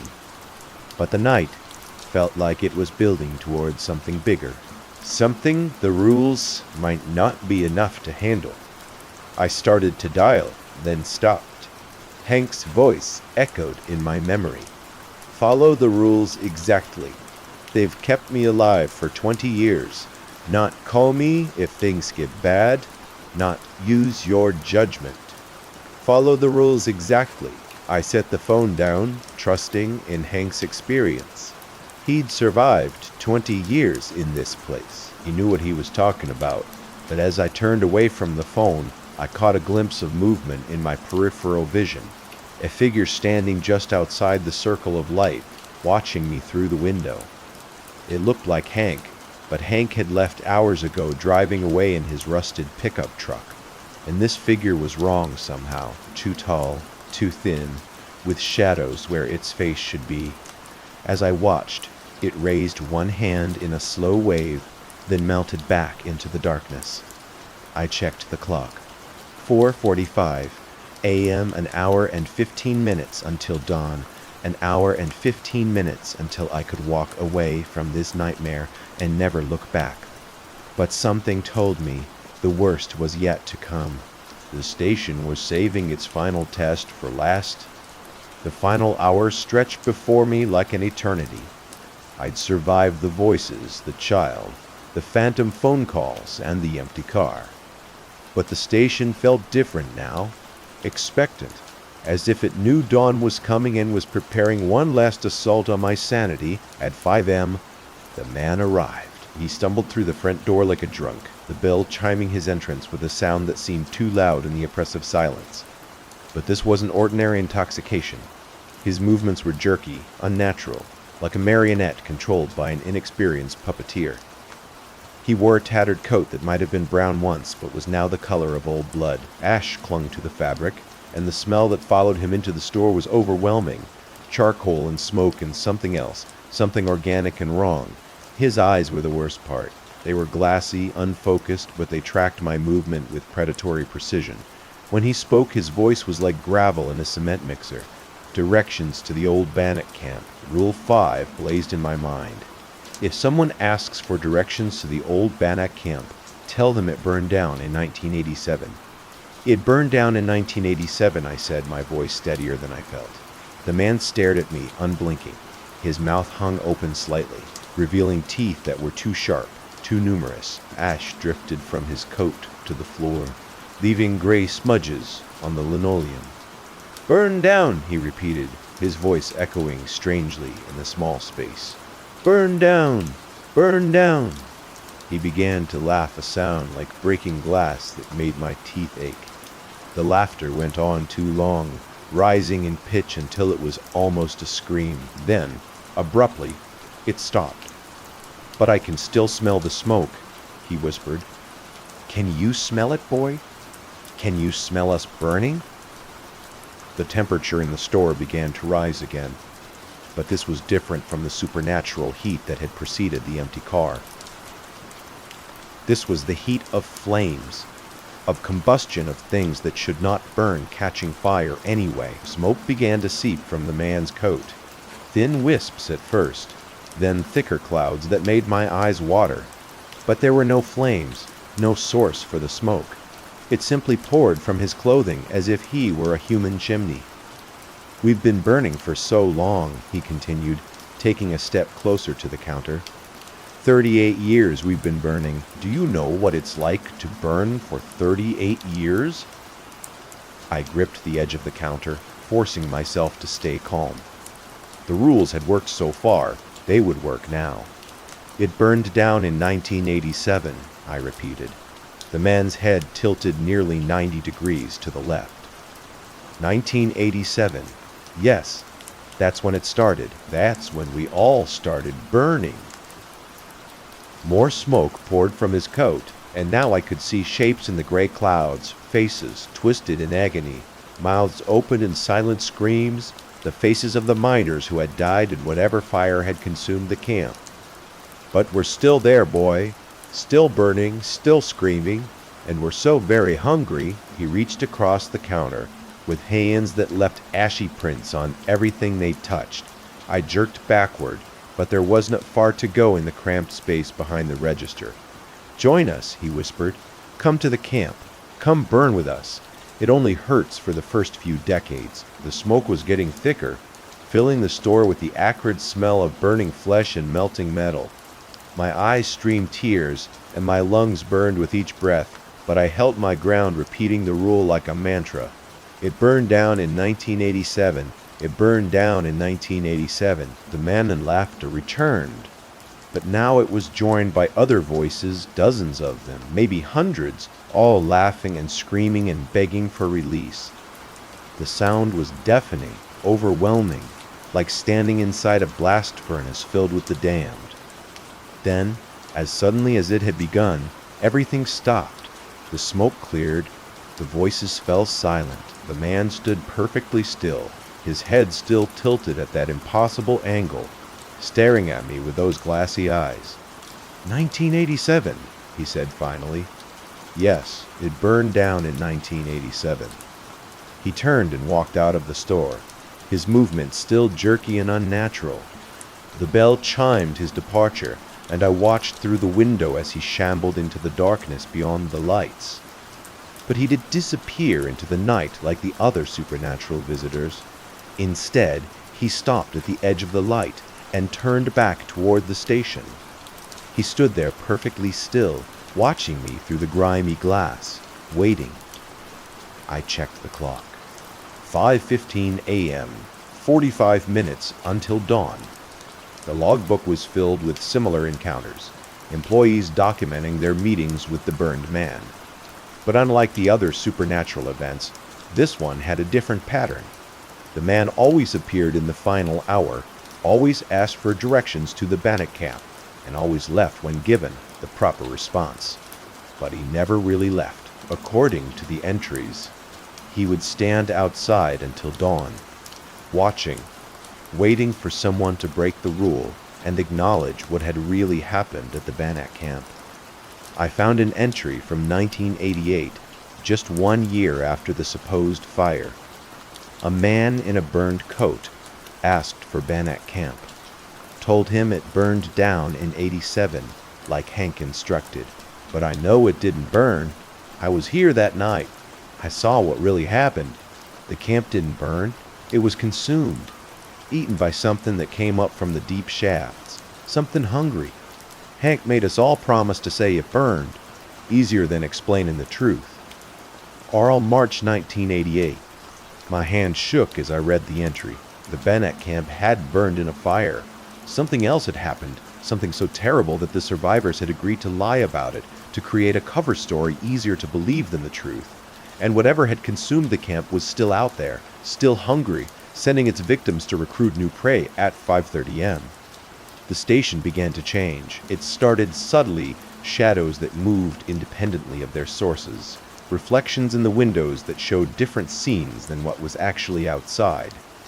The fluorescent lights flickered in patterns that almost looked like Morse code, and the cooler hum developed harmonics that sounded almost like voices.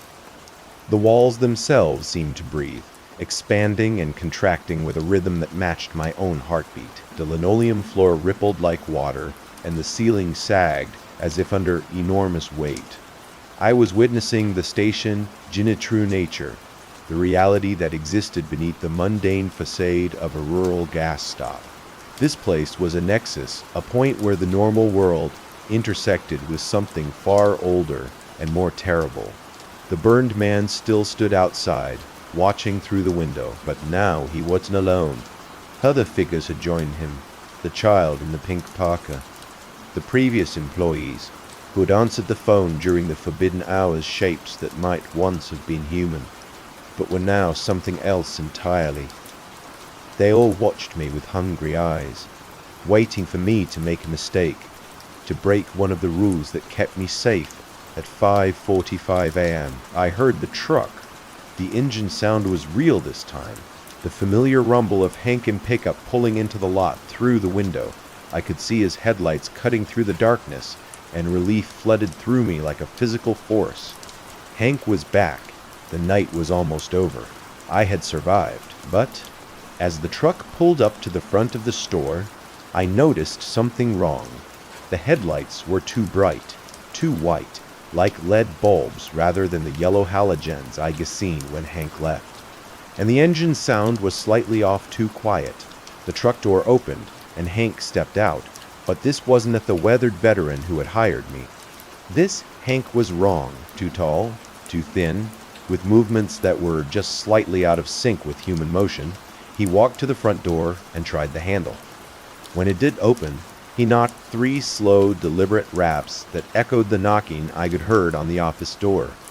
"Ryan," he called, his voice a perfect imitation of the real Hank. "Open up, son, 50 over."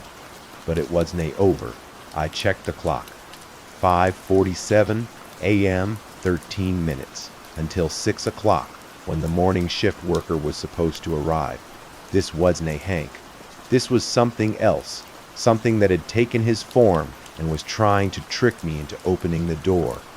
Ryan, I know you're in there. Everything been fine now. You did good, kid. Real good.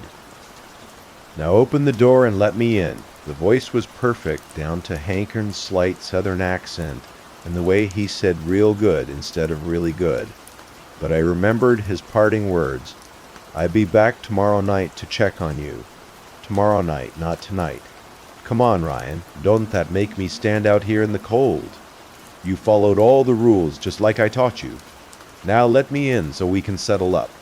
The thing wearing Hankern face pressed against the window, its breath fogging the glass.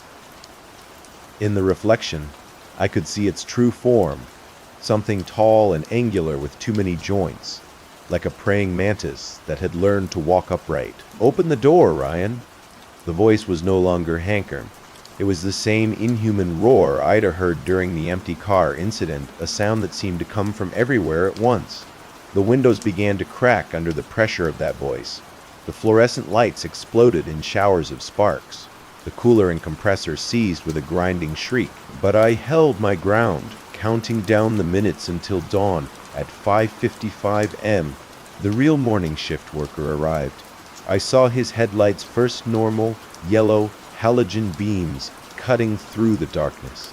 Then came the sound of a car door slamming, followed by footsteps on gravel.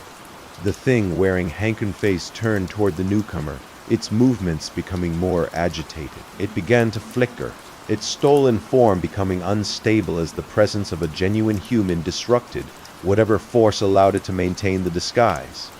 "Hey, kid!" a young voice called out. "You okay in there? Your lights are all busted." Cody, the college kid who worked the morning shift, normal, human, oblivious to the supernatural drama that had been playing out all night. The fake Hank let out a shriek of frustration and melted back into the shadows, taking all the other watchers with it. The burned man, the child, the previous employees, they all faded like smoke, retreating to whatever dimension they inhabited during the daylight hours. At exactly 6 a.m., Cody pushed through the front door, yawning and carrying a backpack that probably contained textbooks and energy drinks. "Dude, what happened to the lights?" he asked, looking around at the broken fixtures. "And why does it smell like smoke in here?" I handed him the keys with shaking hands, not trusting my voice to remain steady. The cash register still worked, and I quickly processed the night's sales, eager to complete the handover and get out. "You look like hell," Cody observed, tossing his backpack onto the counter. "Rough night, you could say that." I grabbed my jacket and the envelope containing my pay, $144 for 8 hours of work, plus the $200 advance Hank had given me, enough to buy a bus ticket to Bozeman and a plane ticket to somewhere warm and far away. "See you tomorrow night?" Cody asked as I headed for the door. "No," I said without looking back. "I do not think so." The morning air was crisp and clean, free of the oppressive weight that had filled the station all night.